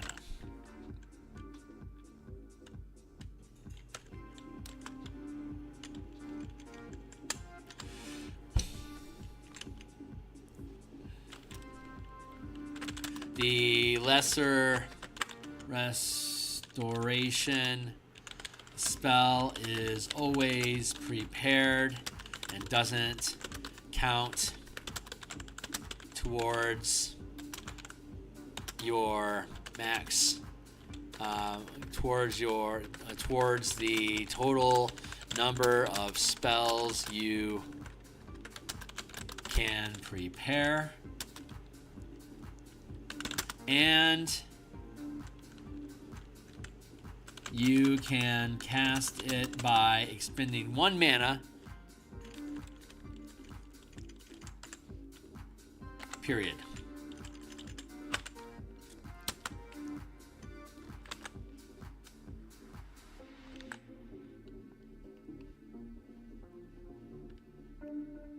You can forgo. It doesn't have any fucking material components. That doesn't make any sense.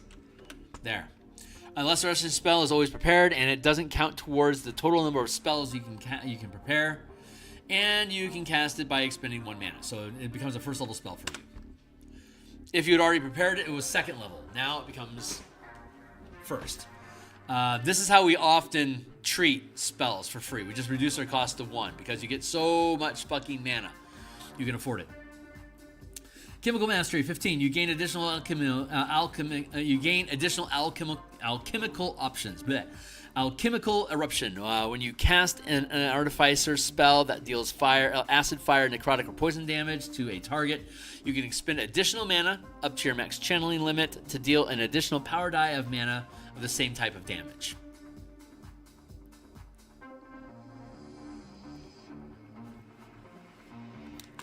For each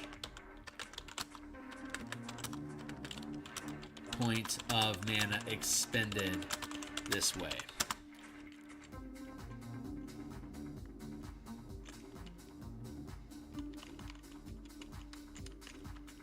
Period. Okay. So I could throw a potion at you, and at 15th level, I can channel up to 4th rank powers. So I could chuck a potion at you, dump 4 mana, and do an extra 4d8 damage when I hit you with whatever the potion is. Chemical resistance. You gain resistance to acid and poison damage, and you are immune to the poison condition, which is really fucking nice. Conjured Cauldron. As a magic action, you can use your alchemist supplies to brew a potion of common or uncommon rarity listed in DMG. You can create a number of vials containing potions this way up to your channeling ability modifier, minimum of 1. And you regain this feature whenever you finish. Normally what would happen is it says you can cast Tasha's Bubbling Cauldron once for free. Instead, we got rid of the spell effect and made it an ability. You can resistance as a magic action. You can use your alchemist supplies to brew a potion of common or uncommon rarity. You can create a number of vials containing potions this way up to your channeling ability modifier. And you regain this feature when you finish a long rest or by expending 5 mana, no action required.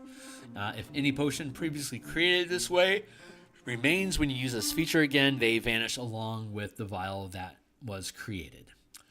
That's the Alchemist, so cheers. Now we'll delve into the Armorer.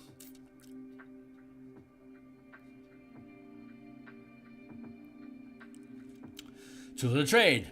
You gain training in heavy armor. You gain proficiency with the smith tools. If you're already proficient in them, choose another tool. Armor crafting rarity. In addition, when you craft armor or magical armor, reduce the time required by 1 degree. Rarity, value,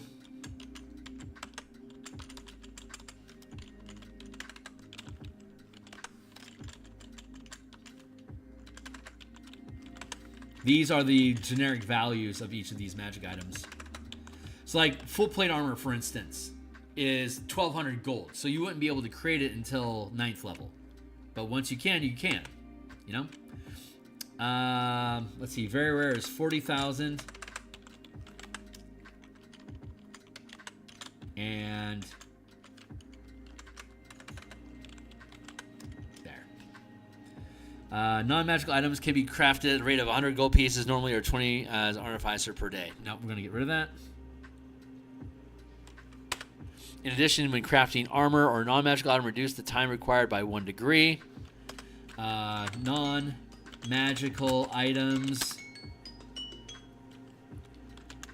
Non-magical armor can be created up to non-magical item of the listed. When you craft, reduce the time required by 1 degree.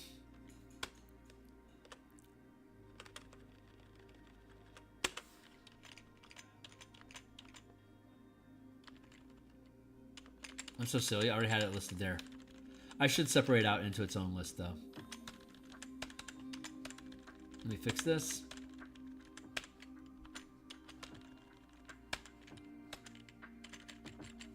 There.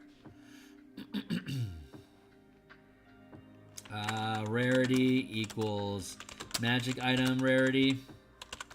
Value equals cost in GP for non-magical item. That should be enough for now. I don't know a lot about MTG, but from what I know, I'll probably do is that red blue spells. Yeah, right on, man. Yeah, knowledge isn't necessary. Your colors are your own. I just call them by their names because those are their names. Armor spells, Magic Missile, Thunderwave. I don't know why an armorer gets Magic Missile. It never made sense to me, but whatever. Magic Missile, Thunderwave, Mirror Image, Shatter, Hypnotic Pattern, Lightning Bolt, Fire Shield, Greater Invisibility, Pass Wall Force. There you go. Arcane Armor. As a magic action, when you have Smith's tools in hands, you can turn a suit of armor you are wearing into Arcane Armor. The suit continues to be Arcane Armor until you don another suit or you die. You gain the following benefits while wearing Arcane Armor. No strength requirement. Quick Dawn.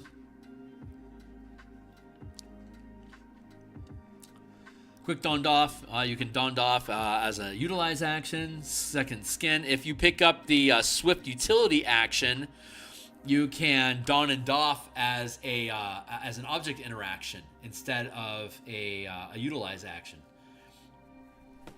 Second Skin. The armor can't be removed and is whole, even replacing missing limbs. Spellcasting Focus. You can use the armor as a spellcasting focus for your Artificer spells. Armor model. You can customize the style of arcane armor you wear. You can change the armor type when you finish a short or long rest, or spend 2 mana as a maneuver. A maneuver can be channeled by temporary mana. So by spelling out that this is a maneuver, it means that during combat you can generate temporary mana by sacrificing action economy and use that mana to convert your armor from one type to another. Now you can customize your armor in one of 3 ways. Dreadnought has the Force Demolisher and its giant stature, which means it is large. The Guardian, I'm not going to read over these features. Actually, I changed my mind. I'm going to. Dreadnought, super big, bigger weapon. Force Demolisher, it's a simple weapon. It's D10 plus your channeling ability modifier, force damage, reach property. When you hit a creature one size smaller than you, you can push the target 10 feet or pull it 10 feet towards you. And Giant Stature, as a bonus action, you can increase your size to large if there's space to do so. You can use this feature a number of times equal to your channeling ability modifier. Gain all uses when you finish a long rest, and you can spend 2 mana as an exploit, which again is generated mana that doesn't require an action to use. You can spend 2 mana as an exploit to regain 1 use during the bonus action. Frontline combat utility. Guardian. Thunder Pulse. Simple melee D8 plus channeling ability modifier. Thunder damage. The target you hit has disadvantage to attack targets other than you until you start the turn. Defensive to attack targets other. It has disadvantage to attack any targets until your next turn. Defense field. While bloodied, when you can take the bonus action to gain tip HP equal to your Artificer level. You lose these points when you take off the armor. Infiltrator, stealth mode activated. Lightning launcher. Yeah, sure. Stealth mode. Fire lightning bolt. Simple range D6 plus channeling ability modifier. Lightning damage. It's 90-foot normal range, 300 long feet.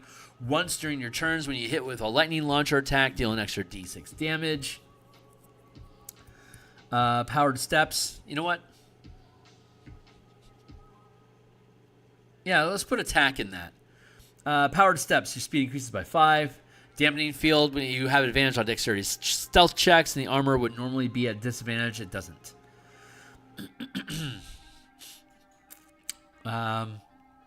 Extra attack at 5. Sorry, I'm yawning a lot because I'm talking a lot and I'm not breathing enough. So occasionally it makes me yawn. Level 9 improved. So that was level 3, and now level 9 it improves. Armor replication. You learn one additional magic item plan that must be armor, and you can create an additional magic item when you finish a long rest that must be one of the armor plans you have learned. Improved arsenal. This armor can be used as your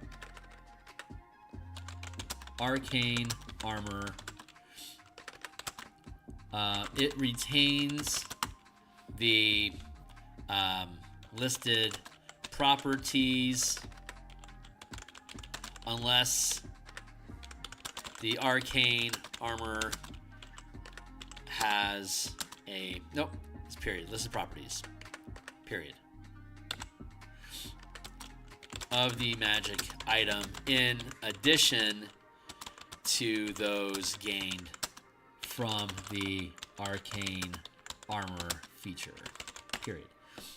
You get a +1 bonus to attack and damage rolls made with a special weapon of your arcane armor model. Perfected armor 15. Your arcane armor improves further. Dreadnought. Your force demolisher damage increases to D12. Your weapon reach increases to 10. You can increase your size to huge instead of large. And you have advantage on strength checks and saves for the duration. Guardian, your Thunder Pulse damage increases to D10. And when you target a huge or smaller end, and when a target size huge or smaller ends its turn within 30 feet of you, you can use a reaction to force the creature to make a strength saving throw or be pulled to a location within 25 feet. If that location is within reach of your melee attack, you can make an opportunity attack as part of that same reaction. You can use this reaction a number of times equal to your channeling ability modifier. Regain all uses when you finish a long rest. See, I'm okay with this having a number of features because it's not a spell effect. So this can use a number of times equal to channeling ability modifier and regain uses for 2 mana.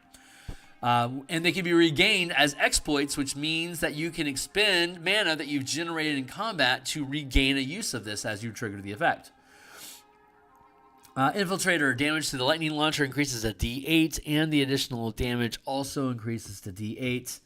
If a creature takes lightning damage from a weapon, it radiates magical light within 5 feet until the start of your next turn. The creature has disadvantage on attacks against you while it is affected.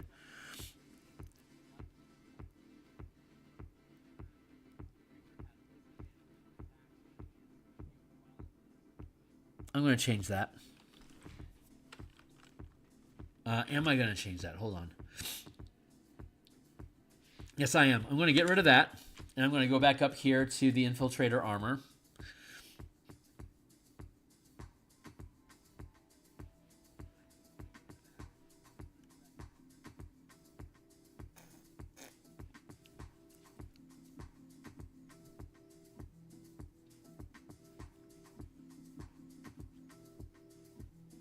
Once and...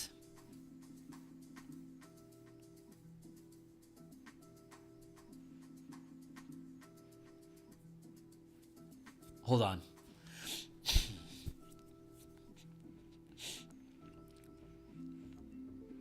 Okay, simple ranged, simple melee.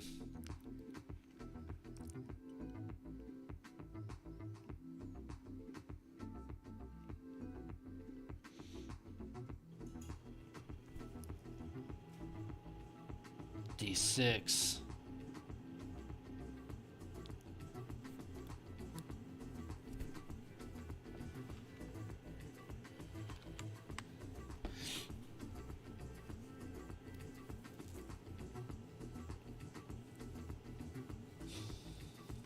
No.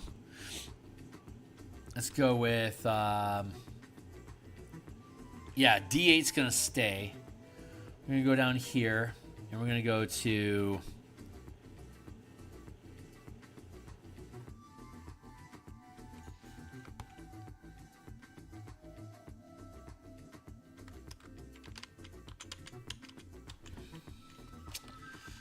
sorry, I'm really futzing on this right now because I hate abilities that's only once per turn you can apply this effect. I hate things that do that. I absolutely do not like the way that they frame that. That is probably one of my biggest pet peeves. It's like, oh, that D8's really gonna fucking break the bank, right? No, it really isn't. Simple range plus channel ability modifier.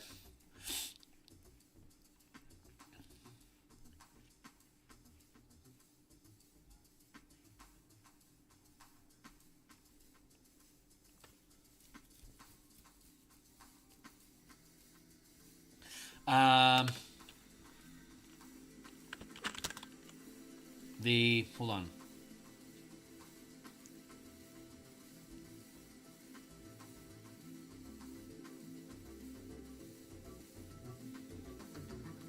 D8, I'm okay with that.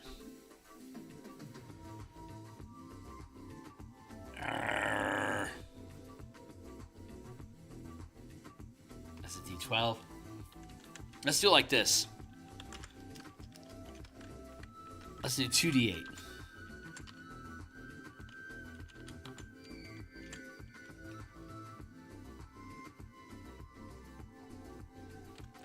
Period. And let's go up here.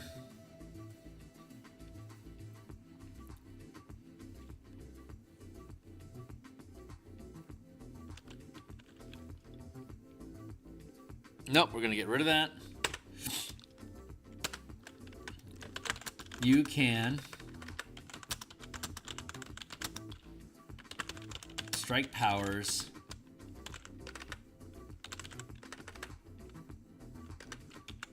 as a thrown weapon.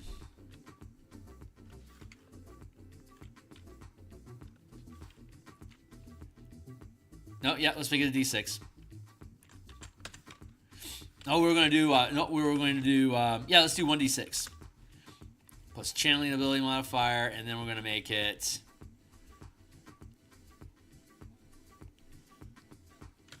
$1d8.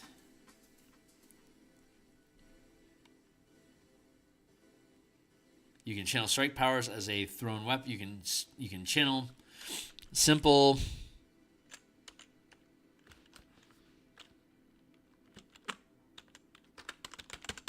thrown weapon, dealing 1d6 plus channeling modifier.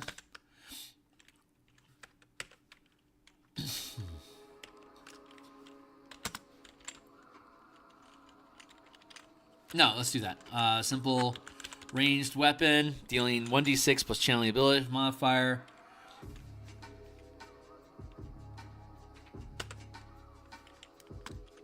How did I...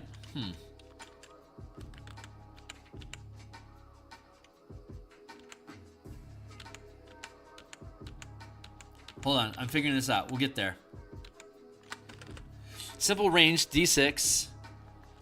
Channeling ability on fire. You can channel strike powers.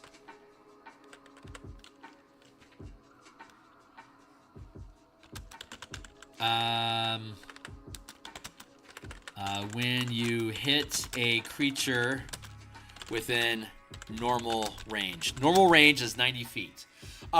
Ranged attacks that like require ammunition, ranged attacks, those you can channel powers to deal extra damage if it's within the normal range. You won't have thrown weapons that you actually like throw the weapon whether it returns or not. That can channel strike powers to deal extra damage up to the maximum range. So like a crossbow that can hit 480 feet away, like 120 or 480, you could deal extra damage with a strike power up to 120 feet. But if it's beyond that mark, it's beyond your reach of power, so you can't use it on the long range until higher levels.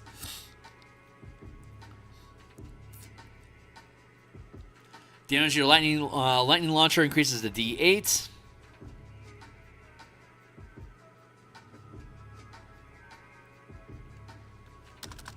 You can channel strike powers at long range.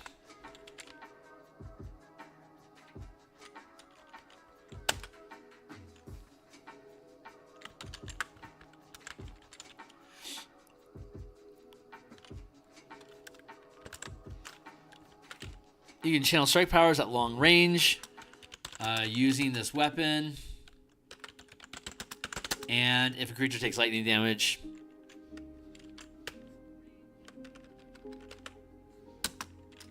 Good enough. Okay, that fixes it. It's less damage. It's basically the damage of a short bow. I'm okay with that. I don't need to give you the extra because you can channel strikes through it. And now you can channel at 15th level, you can channel strike powers up to 300 feet away when you do so. Super useful. All right, Artillerist. Proficiency in martial ranged weapons. Tool proficiency. You gain proficiency in wood carvers, tools, or choose another tool. Wand crafting. When you craft a magic wand, this is Artillerist. Cool. When you craft a magic wand, reduce the time required as listed below. 3, 6, 10, 14, 18.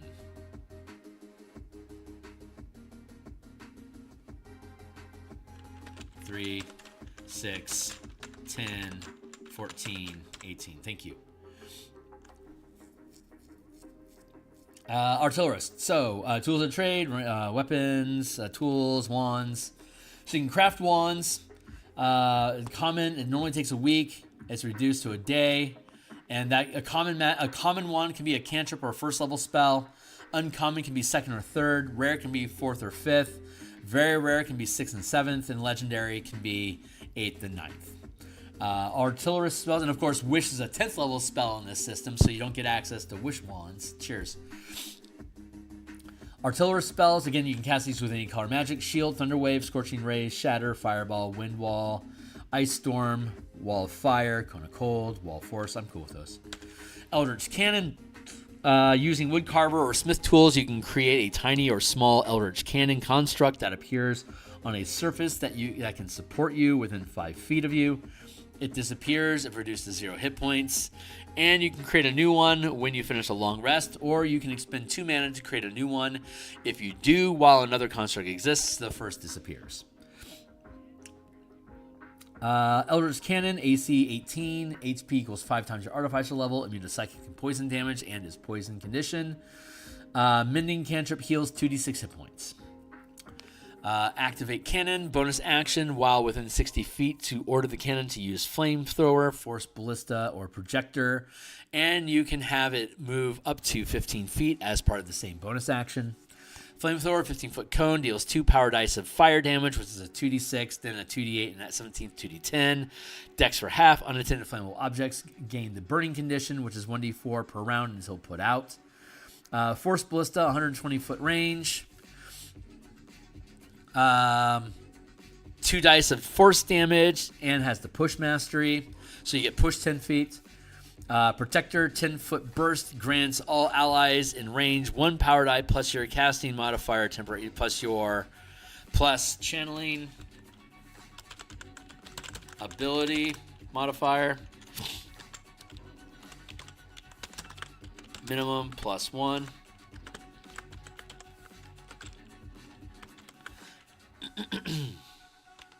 It's a D6, D8, and then 17 is a D10. Arcane Firearm. When you finish a long rest, you can use your woodcarver tools to carve sigils into a rod, staff, wand, or a ranged weapon. This sigil remains until you carve new sigils in a different object. The Arcane Firearm is a spellcasting focus for you, and you can cast a spell that deals damage with the firearm, add 1, and when you cast a spell that deals damage with the firearm, add 1 power die of damage. It's a D6. At 9th level is a D8, and then 17 is a D10. Explosive Cannon. When your cannon takes damage and you are within 60 feet of it, you can use a reaction to detonate it, dealing 3 power dice of force damage. And at level 9, that's 3d8 force damage to all creatures within 20 feet. Dex for save for half. And then firepower, the cannon's damage equals 2 power dice of damage instead of 1. So 2d8s and eventually 2d10. And then at 15th level, fortified position. Thank you, Timely Timer. Fortified position, double firepower. You can now create 2 Eldritch Cannons and can order both with the same bonus action, choosing the same or different orders for each. Each costs 2 mana to replace. Shimmering Field Projection. You and your allies have half cover while within 10 feet of the cannon. There you go. Okay, well, now we're on to the Battlesmith. This is what you were going to build with, right? You were working at the Battlesmith?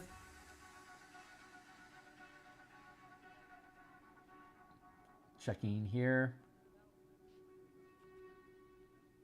Battlesmith. Okay, this is for you. Features, third, tools of the trade, tool proficiency. You gain, again, this is available for everyone to read. It's in the description down here. Color mana playtesting. There it is.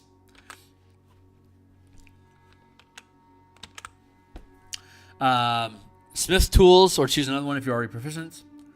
Martial weapons, gain proficiency in all martial weapons, and they can be used as a spellcasting focus. Weapon crafting, you can craft weapons or magical weapons. Rarity, and then we're going to list this as value.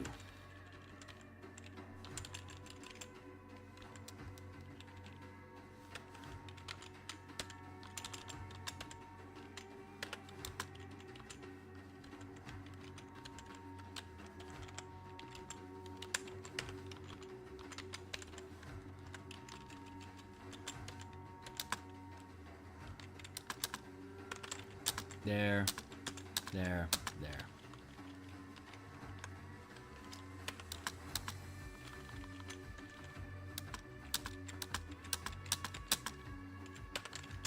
There we go.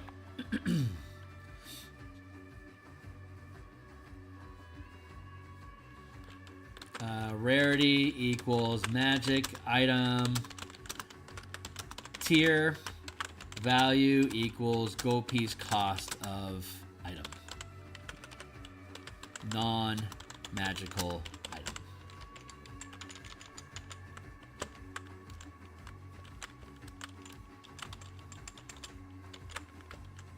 Bonus spells, Battlesmith equals heroism. We replace Shining Smite with Axiom Strike. Keep warding bond, or because we don't use smite spells when you're using martial powers. Get rid of Banishing Smite and instead replace it with Banishing Strike. Let's take a real quick look at Axiom Strike since we added it to the mix. Relevant to the conversation. Scroll down here. Axiom Strike, I think, is a second rank power. Hold on. There it is. Axiom Strike. Hold on. Yeah, 5th level. Second rank power. Axiom Strike. Your weapon can deal radiant damage and increases damage by 1 power die per mana channeled. The creature glows with faint light, negating the effects of invisibility or concealment. The creature must succeed a charisma saving throw or any illusion and shape-changing effect targeting the hit creature end. The glow fades after 1 minute. So that's what Axiom Strike does. And Banishing Strike is a 4th rank power. Your weapon can deal force damage and increases damage by 1 power die per mana channeled. 4th rank power requires 4 mana. The creature makes a charisma saving throw. If it fails, it's banished and incapacitated for 1 minute, returning to the same space it had been banished from if unoccupied. Otherwise, returning to the next closest space that can support its waste unless it was fine.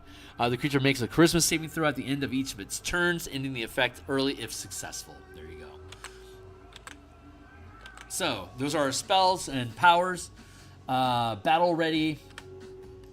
When you attack with a magic weapon, you can use your channeling ability modifier instead of strength or dexterity modifiers for attack and damage rolls. Dexterity, intelligence, and wisdom are the 3 options that you have for your channeling ability modifier, whichever one is highest. That makes multi-classing friendly. Steel Defender. Your Tinkerine has created a Steel Defender. The Defender in combat. In combat, the Defender acts in tandem with you during your initiative with its own movement and reactions each round. But the only action it can take is the dodge action unless you take a bonus action to command it to take a different action. If you are incapacitated, the Defender can act on its own and is not limited to the dodge action. Restoring or replacing a Defender. If the Defender has died within the last hour, you can touch and expend 2 mana. Defender returns to life with full hit points after 1 minute. When you finish a long rest, you can create a new Defender, replacing the prior Defender if it exists, or expending 2 mana to regain this feature. No action required. Steel Defender sees Forge Artificer for stat blocks. Yeah, so Battlesmith. 12 plus your int, 5 times your level. Steel Bond, add your proficiency modifier to its ability and saving throws. Immunities. It has some senses. It knows your language. It's not worth any XP. Force Empowered Rend, melee attack. Bonus equal your spell attack modifier, 5-foot reach. D8 plus 2. That's coming from the strength. Plus your intelligence modifier. Repair. The defender or one construct or object it can see within 5 feet of itself, regaining a number of hit points equal to 2d8 plus your intelligence modifier. And then deflect attack. Defender. A creature the defender can see within 5 feet of itself makes an attack roll against a creature other than the defender. The response is that the triggering creature makes the attack roll with disadvantage. So reroll. There you go. Extra attack at 5.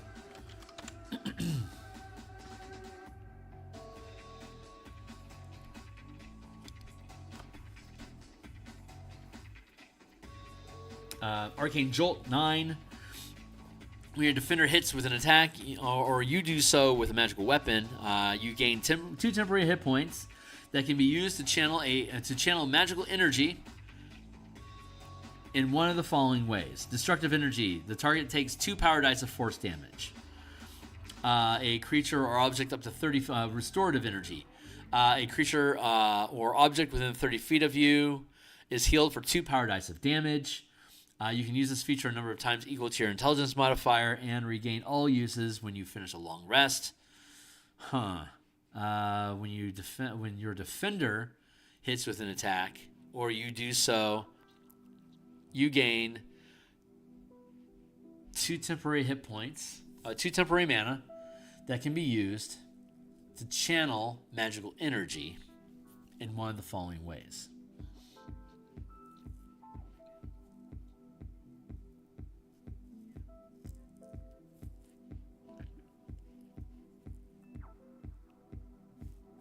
You can use this feature a number of times equal to your channeling ability modifier.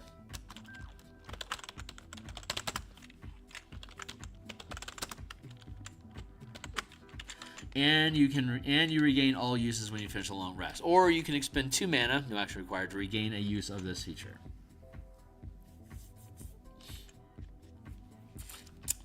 Mana and temporary mana.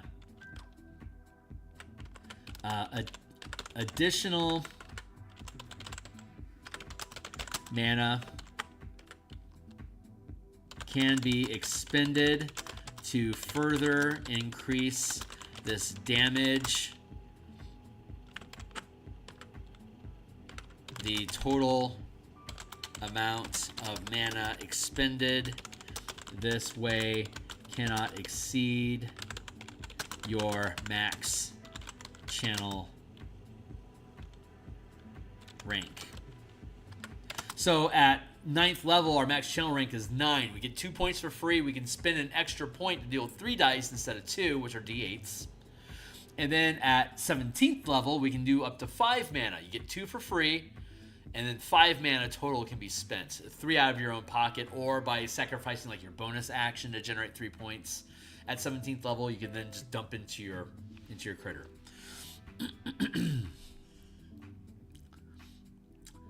Improved Defender. Your Arcane Jolt and Steel Defender improved. You can now deal 3 power dice of damage, or heal power dice of. You now deal 3 power dice of damage or healing instead of 2. And whenever your defender uses its deflect attack reaction, the attacker gains 1 power die plus your casting mod of. The attacker takes 1 power die plus your casting mod, your channeling ability modifier,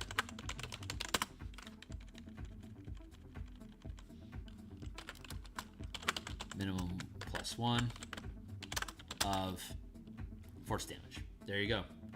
Pretty straightforward. Very simple. Make some wands, have a pet, run around, have fun. If you have any questions about any of this, Forge specifically, about the Steel Defender or whatever, drop them down into the Martial Powers playtest and ask me there, and I'll answer your question when I get a chance. Last subclass. It's 7:30 now. Let's go down to the last subclass, Cartographer. This is the last one that exists. So let's resolve that, and we'll be done. Cartographer. Oh, no, we have some infusions to look at. So Cartographer, Tools of the Trade. Calligraphy supplies and cartographer tools. Choose another one if you already are proficient. Scroll crafting. In addition, when you scribe a spell scroll, reduce the time required by 1 degree. Common is up to cantrips and first level spells. Normally requires a week. It only takes a day for you. Character level 3. 6, 10, 14, 18. Thank you.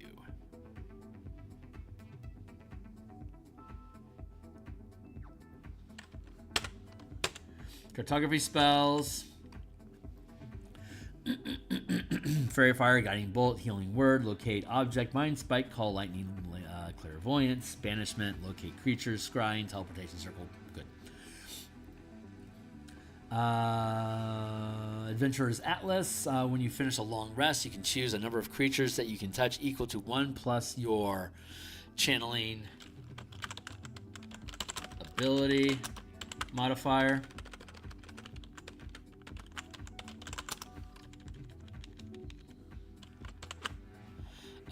Which can include yourself. You use calligrapher tools to create a set of magical maps. Each chosen creature becomes a map holder when they take possession of the atlas created for them.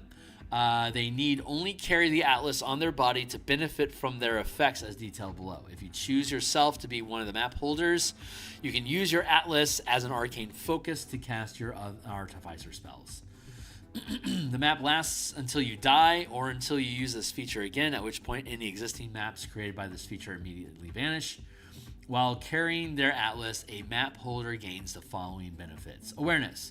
The holder adds a power die to their initiative roll. It starts with a d6, becomes a d10. The holder knows the positioning. The holder knows the location of all other map holders that are on the same plane of existence as itself.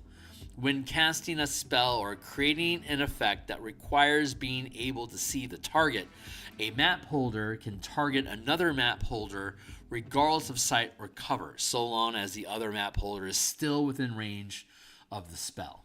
I love that feature, by the way. That's super cool. Mapping magic, illuminated cartography. You can cast Fairy Fire as a first level spell without expending mana. You can do so a number of times equal to your intelligence modifier, and you regain all expended uses when you finish a long rest. Fairy Fire is a first level spell, isn't it?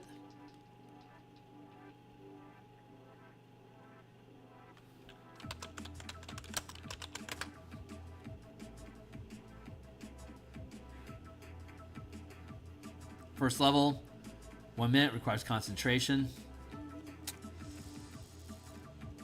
Okay.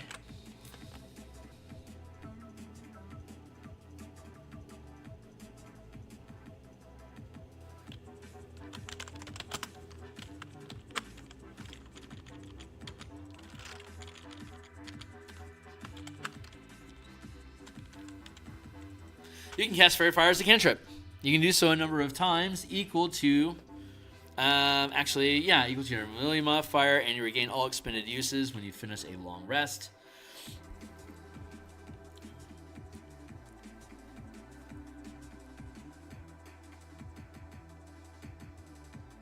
Equal to your channeling ability modifier, minimum once.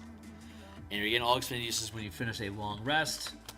Or expend 1 mana, no action required. It's a concentration spell. Casting it as a cantrip means the DC for concentration is only 10.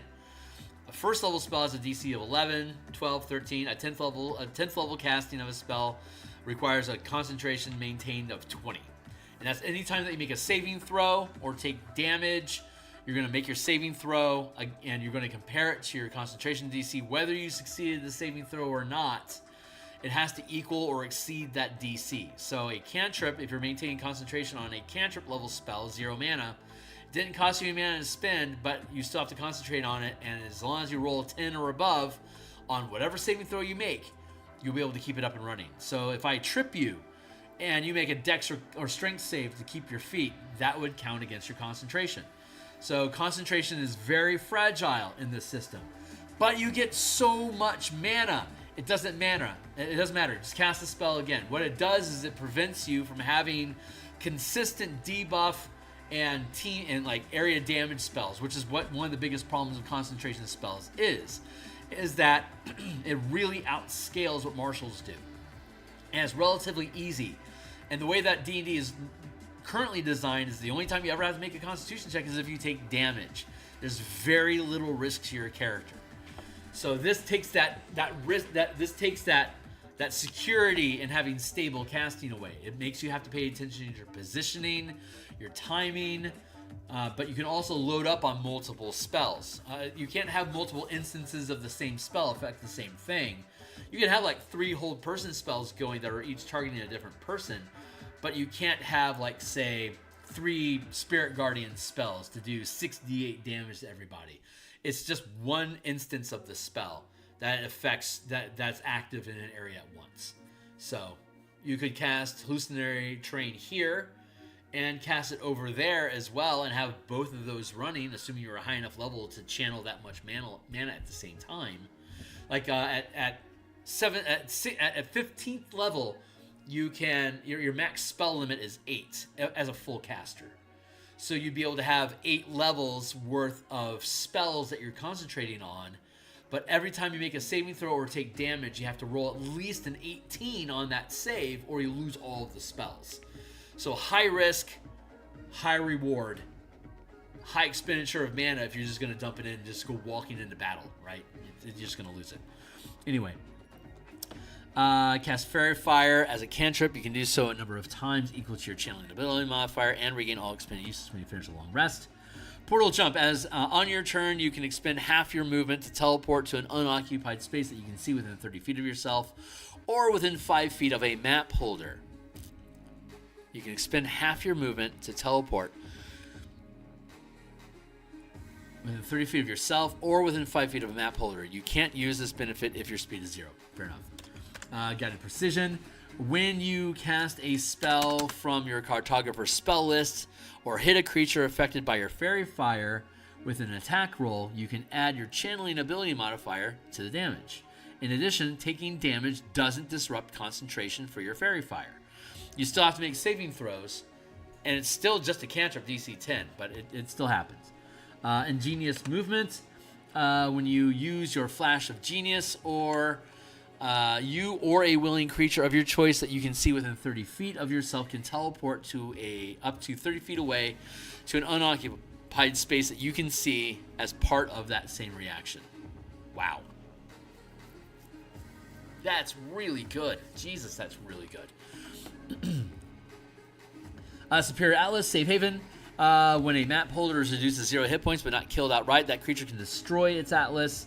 The creature regains hit points equal to twice your Artificer level and is then teleported to an unoccupied space within 5 feet of you or another map holder of your choice. And Unerring Path. If you are one of the map holders for your Adventures Atlas, you can cast Find the Path without expending mana, without preparing the spell, and without needing spell components. Once you use this feature, you can't use it again until you finish a long rest or expend 5 mana, no action required. Alright, remind me what Find the Path is.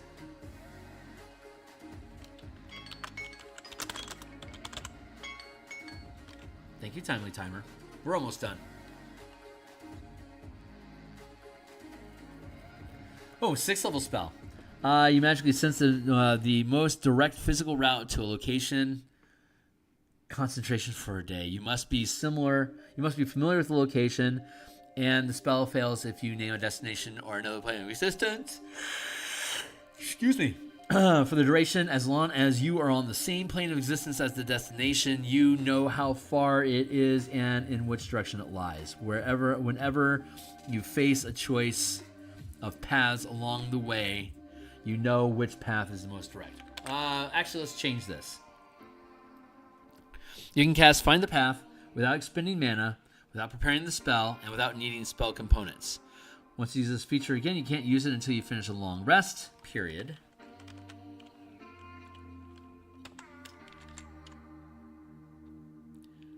You can cast Find the Path as a persistent spell. Persistent spells last all day and don't require concentration. And when you finish a long rest, you can just spend that 5 points of mana. You can spend its mana again to automatically have the spell stay in effect. You can use it again. You can't use it again until you finish a long rest.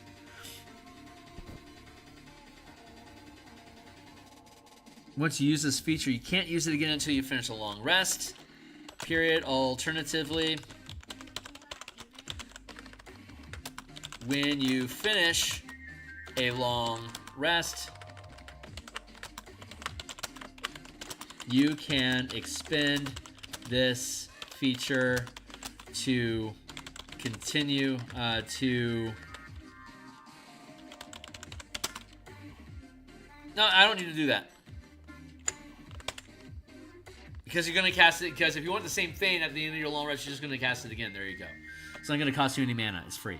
Cool. Okay, great. I'm good with that. And then we have the Reanimator and other stuff that appears in the Unearthed Arcana.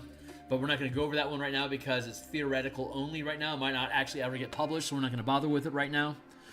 But let's take a moment and go down into new magic items. So, in addition to the list of infusions provided by artificers can learn to infuse powers. Oh, yeah, this is back. God, we haven't updated this in a long time. Let's see. Hold on. Let's see where we're at with this.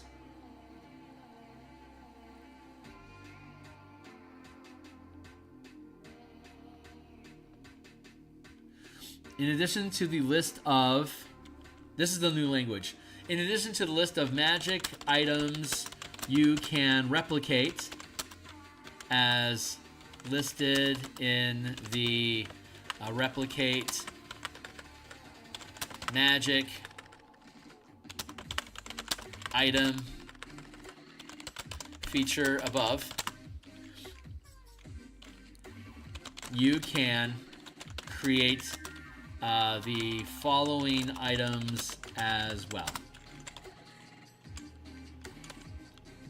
Empowered weapon.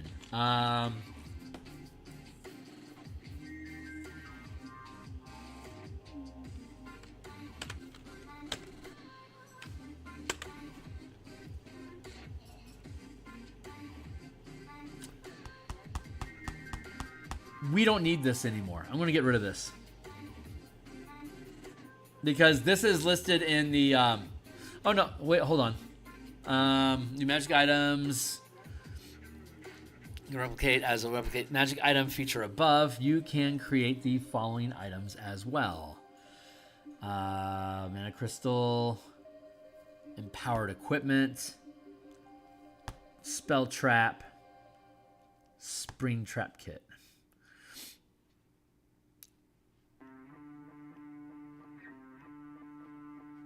So, Spring Trap Kit can make caltrops, crowbars, hunting traps, and manacles.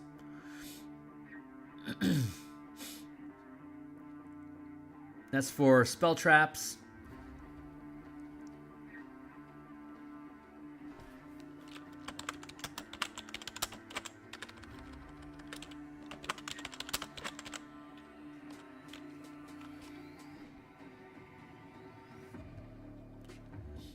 Empowered equipment.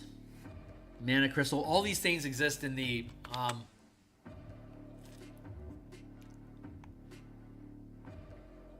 if we scroll down,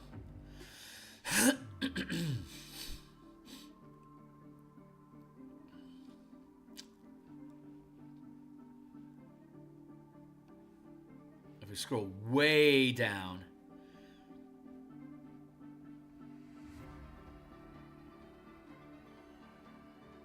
Power Gear. Power Gear is in the document on page 250. Similar to magic items, Power Gear enchants items and equipment with martial powers that can be used by any character and can augment the powers known by characters and creatures with the channeling feature. Each type of Power Gear is described below and includes random item generators to inspire unique Power Gear. Mana Crystal. It's a consumable item, can be consumed as a magic action to regain as a bonus action. To regain mana, can be attuned to increase, can be consumed as a bonus action to regain mana as below. Period. This destroys the crystal.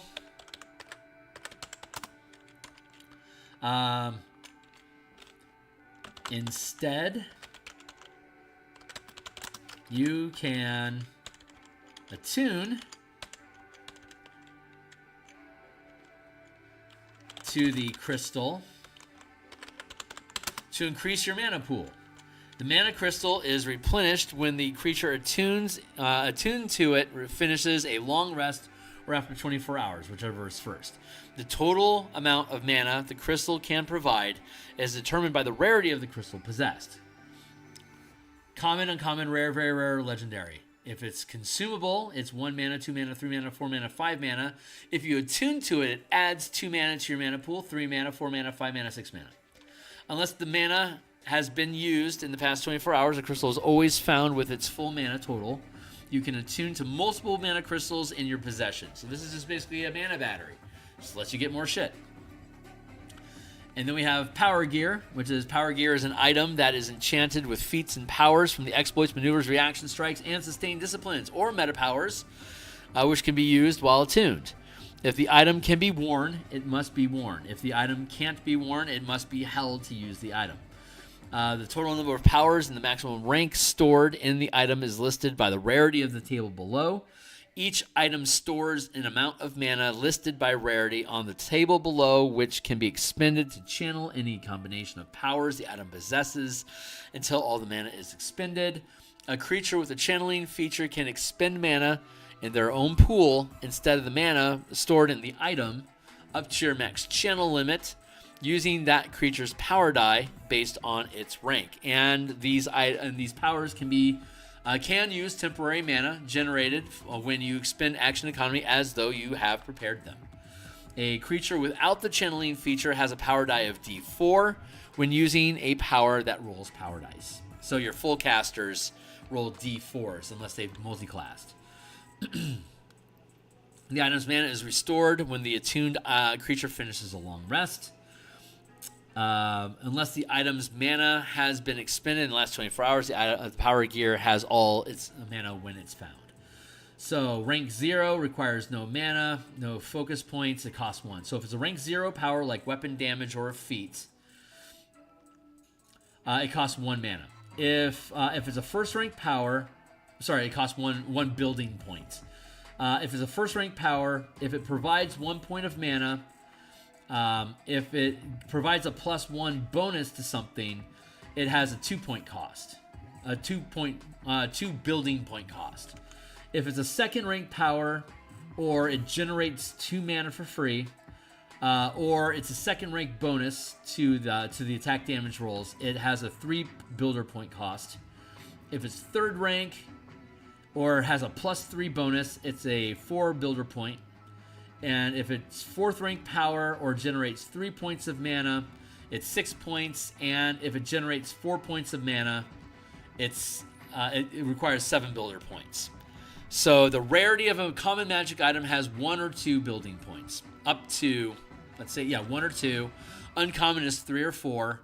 Rare magic items have 5 to 7 builder points. Very rare has 8 to 10 builder points. And then legendary has 11 or more builder points. The amount of cons points cost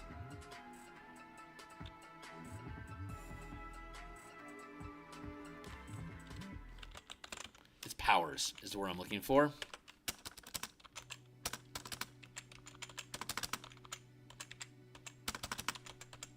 Oh, that's consumable. Thank you.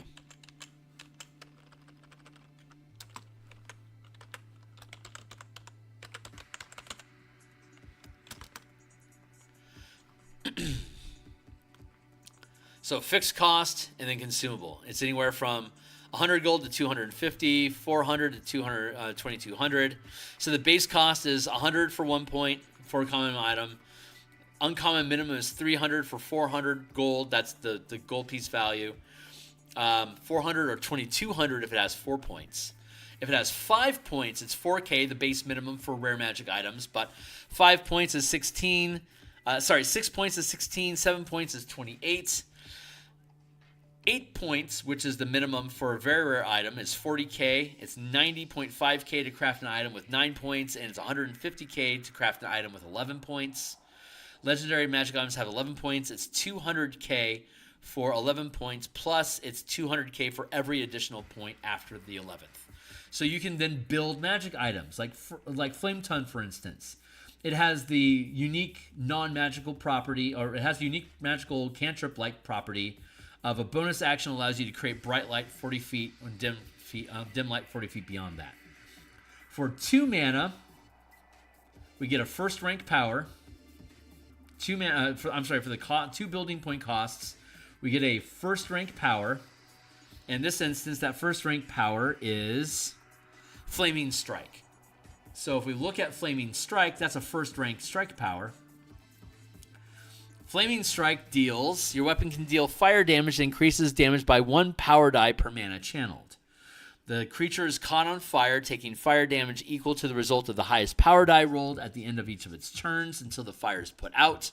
The target or another creature can put out the fire by expending an action to do so, or the target can make a dexterity saving throw at the end of each of its turns, putting out the fire damage before taking more damage.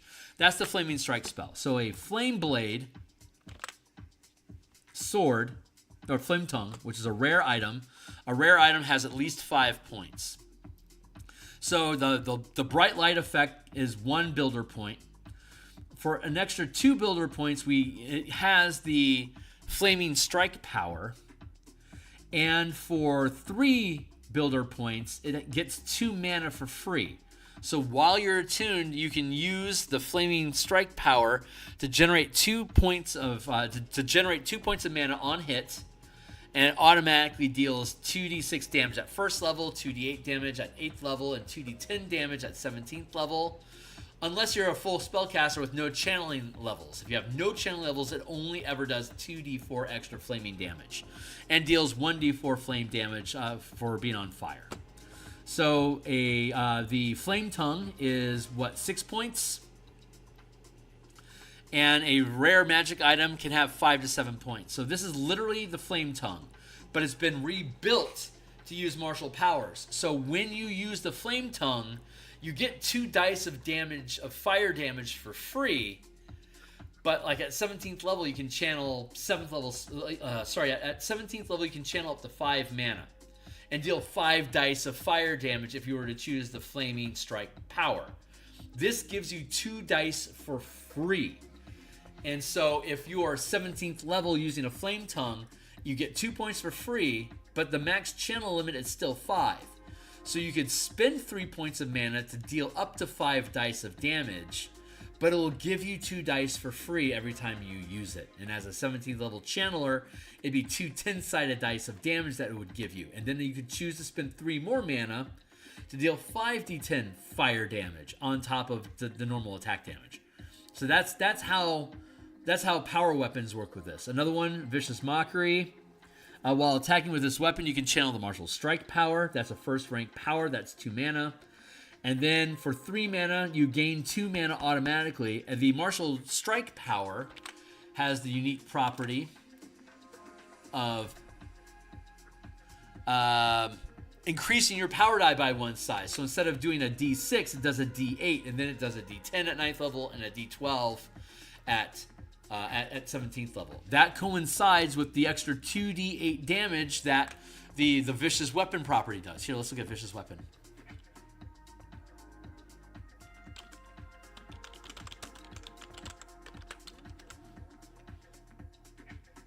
That was weird. Vicious weapon.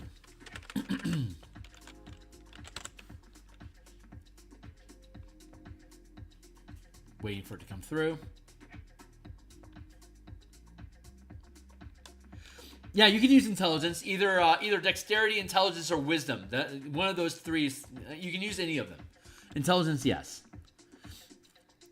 Where's my vicious weapon? Oh my fucking god.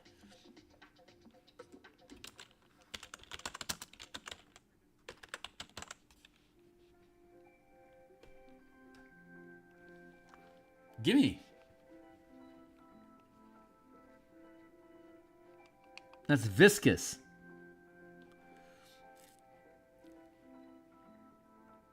Oh, for fuck's sake. Where is it? Let's go to magic items.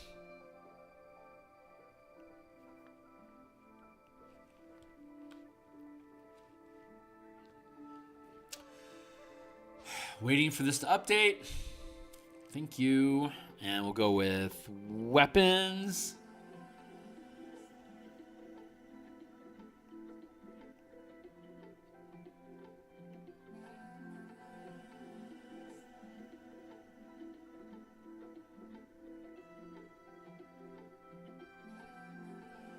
V is for vicious.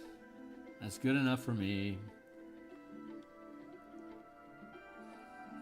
Vicious weapon, thank you.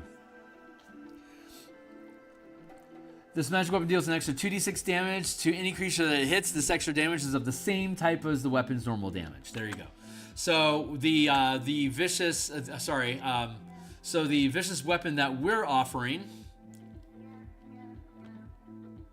is the Martial Strike Power, which is first level. It's an extra d8. So this gives you 2d8 damage immediately, and at 17th level you can ramp it up to it'd be 2d12.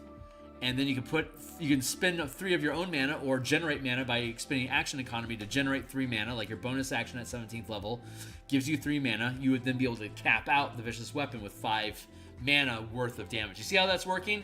You're getting 2 points for free just to attack with the weapon. It just automatically gives you 2 points that can be used with vicious weapon. And then while attuned, when you use the Martial Strike Power, you generate 2 points of temporary mana to channel the strike. You can expend additional mana to increase the number of power dice rolled up to your max channel limit. There you go. So that's 5 mana. That's 5 builder points. A rare item has 5 builder points. And this is a rare item. Let's go look for Flaming real quick. I bet Flaming is around here. Oathbow. What a cool name. Let's go to 7.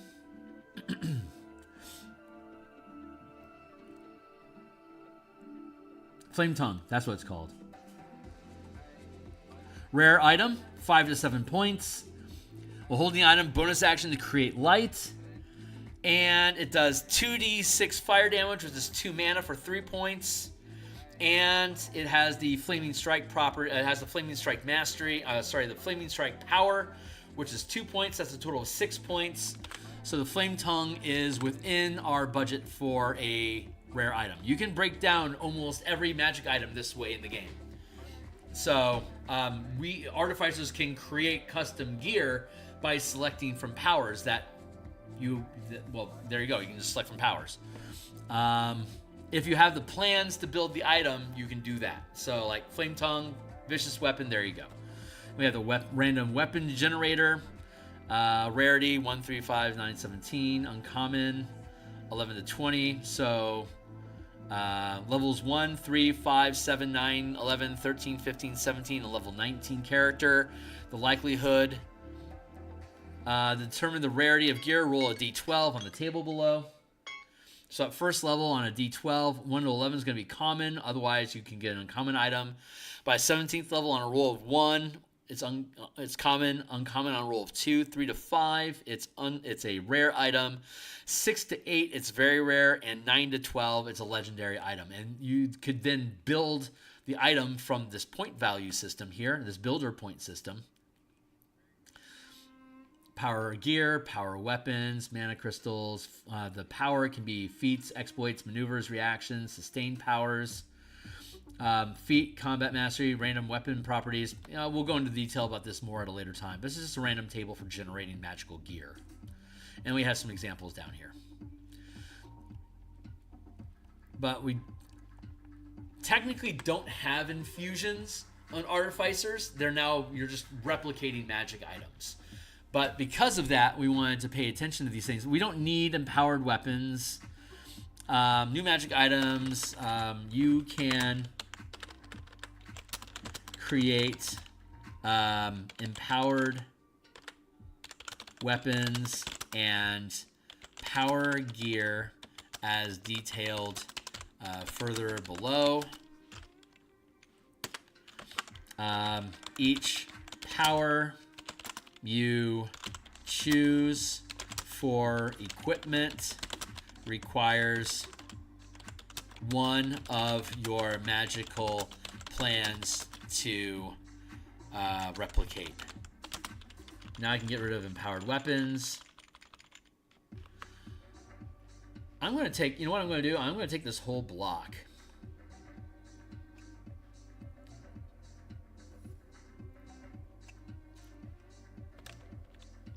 Copy all of that. Pop open a notepad.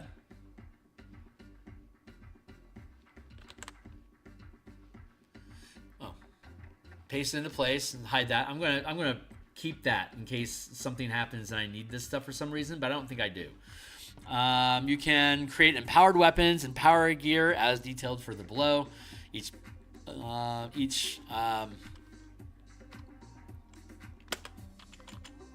power you choose for equipment requires one of your magical plans to replicate.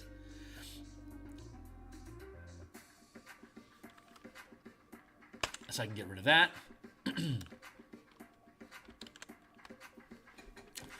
Ooh, hold on.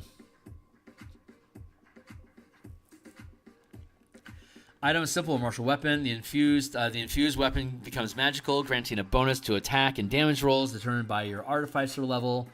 In addition, choose one of the damage of the basic damage lists in the meta power list, which is like acid, cold, fire, lightning. At 6th level, you can choose advanced, which is like force, necrotic, etc.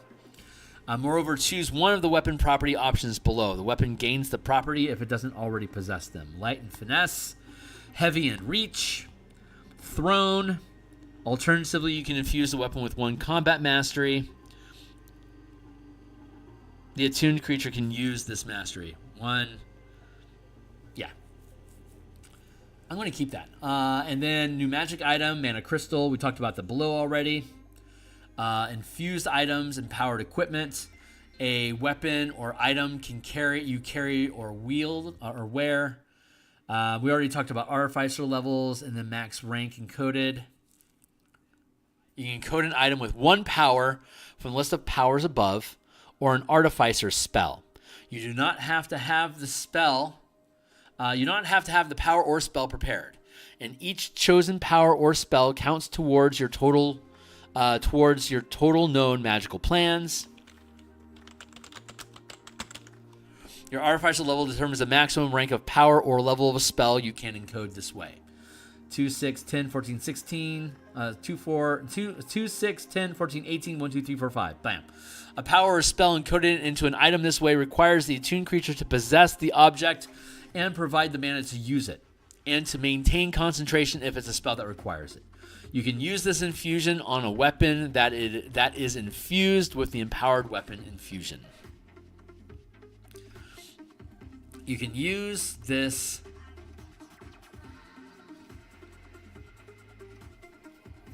You can use this. Hold on. What am I trying to say? Empowered weapon. I'm going to switch this to power gear. Hold on.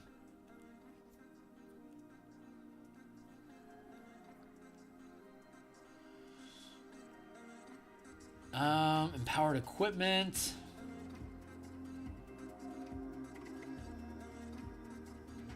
powered weapon.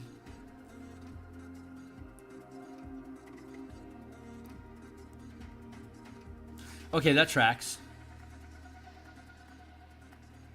New magic item, spell trap. Requires a hunting trap, 2nd level. You can take the utilize action with a spring trap kit to infuse a spell that doesn't require concentration into a hunting trap. You do not have to have the spell prepared to infuse it, but each spell counts towards the maximum number of known magical plans.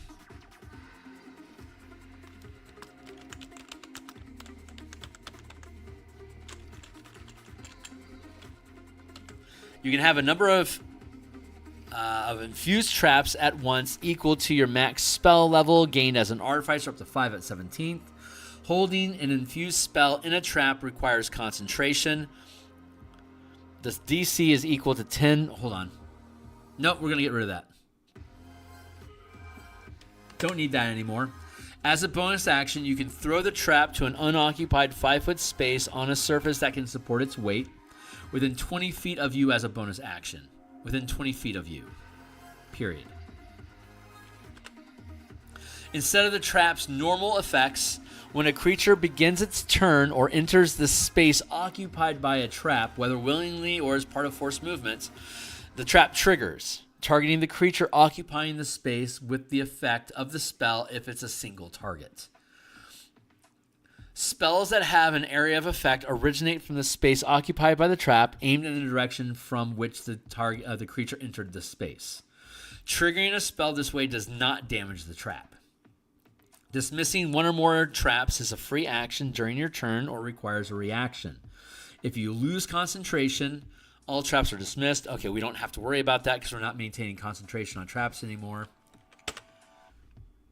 So basically, I can build spell traps. I can learn spell traps as an infusion, and then I can learn any spell that I want as a magical plans as well. And I can take that spell, put it into the trap. I throw the trap out. Anyone that walks into the space of the trap triggers the trap. This could be a healing spell.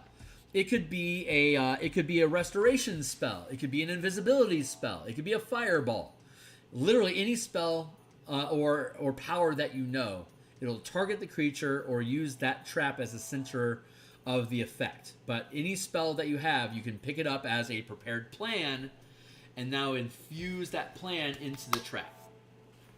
So as a bonus action, you can throw out a trap of healing, and then when your friend walks over it during their turn, as they walk into that space, they get hit with this healing spell and get their hit points back equal to whatever level of spell it is that you expended.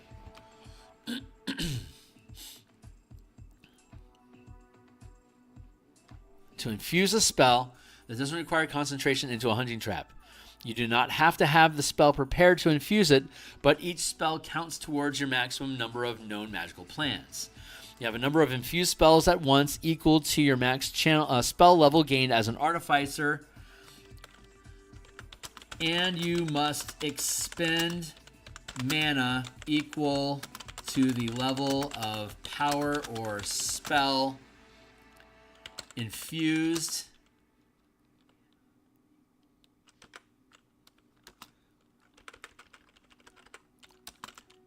when the spell is infused.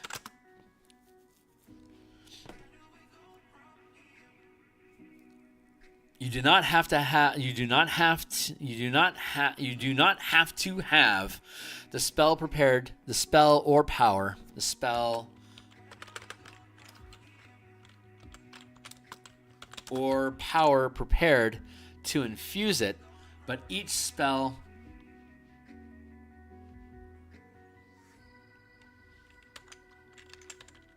each counts towards your maximum number of no magical plans if it isn't prepared. So I might not have heal cure wounds prepared. I could pick it up as a magical plan and then infuse it into traps if I don't want to prepare heal wounds, cure wounds. There you go. That's that, and that's spring trap. So that's it for now. We're gonna spend more time cleaning up magic items and going more into this in the future. But the infusions from Tasha's don't exist anymore, or from the original 2014. We are replacing those with replicate magic items, and we're allowing you to basically build with the empowered equipment and the empowered weapons using the build point system down below. And each build requires a magical plant. There you go. So, all right, that's going to be it for the day. I'm going to kick out of here and get some work done, and I'll catch up with you guys tomorrow morning to do some more artwork. And on Saturday, we'll spend more time on equipment and monsters, giving monsters powers, and we'll look through the powers. We're going to be editing all the powers, the monster scaling, and all the magic items. That's going to be our next leg. And once we get those completed, we should be pretty much good to go. We'll start building this stuff out for editing and publishing. So if you think this stuff is cool, like, subscribe, hit the bell icon for notifications. I'll be back in the morning to do artwork. We do artwork Monday through Friday in the mornings. We do game design on Mondays and Thursday nights, as well as Saturday mornings. We do play testing on my Discord channel, link down below, on Saturday afternoon, typically at 12:30 p.m. Eastern time, which is 9:30 a.m. Seattle time, for about 3 or 4 hours, depending on what's going on. So that's it for now, guys. I'll catch you on the other side. Thanks a lot for hanging out with me, dudes. I'll see everyone later. Cheers.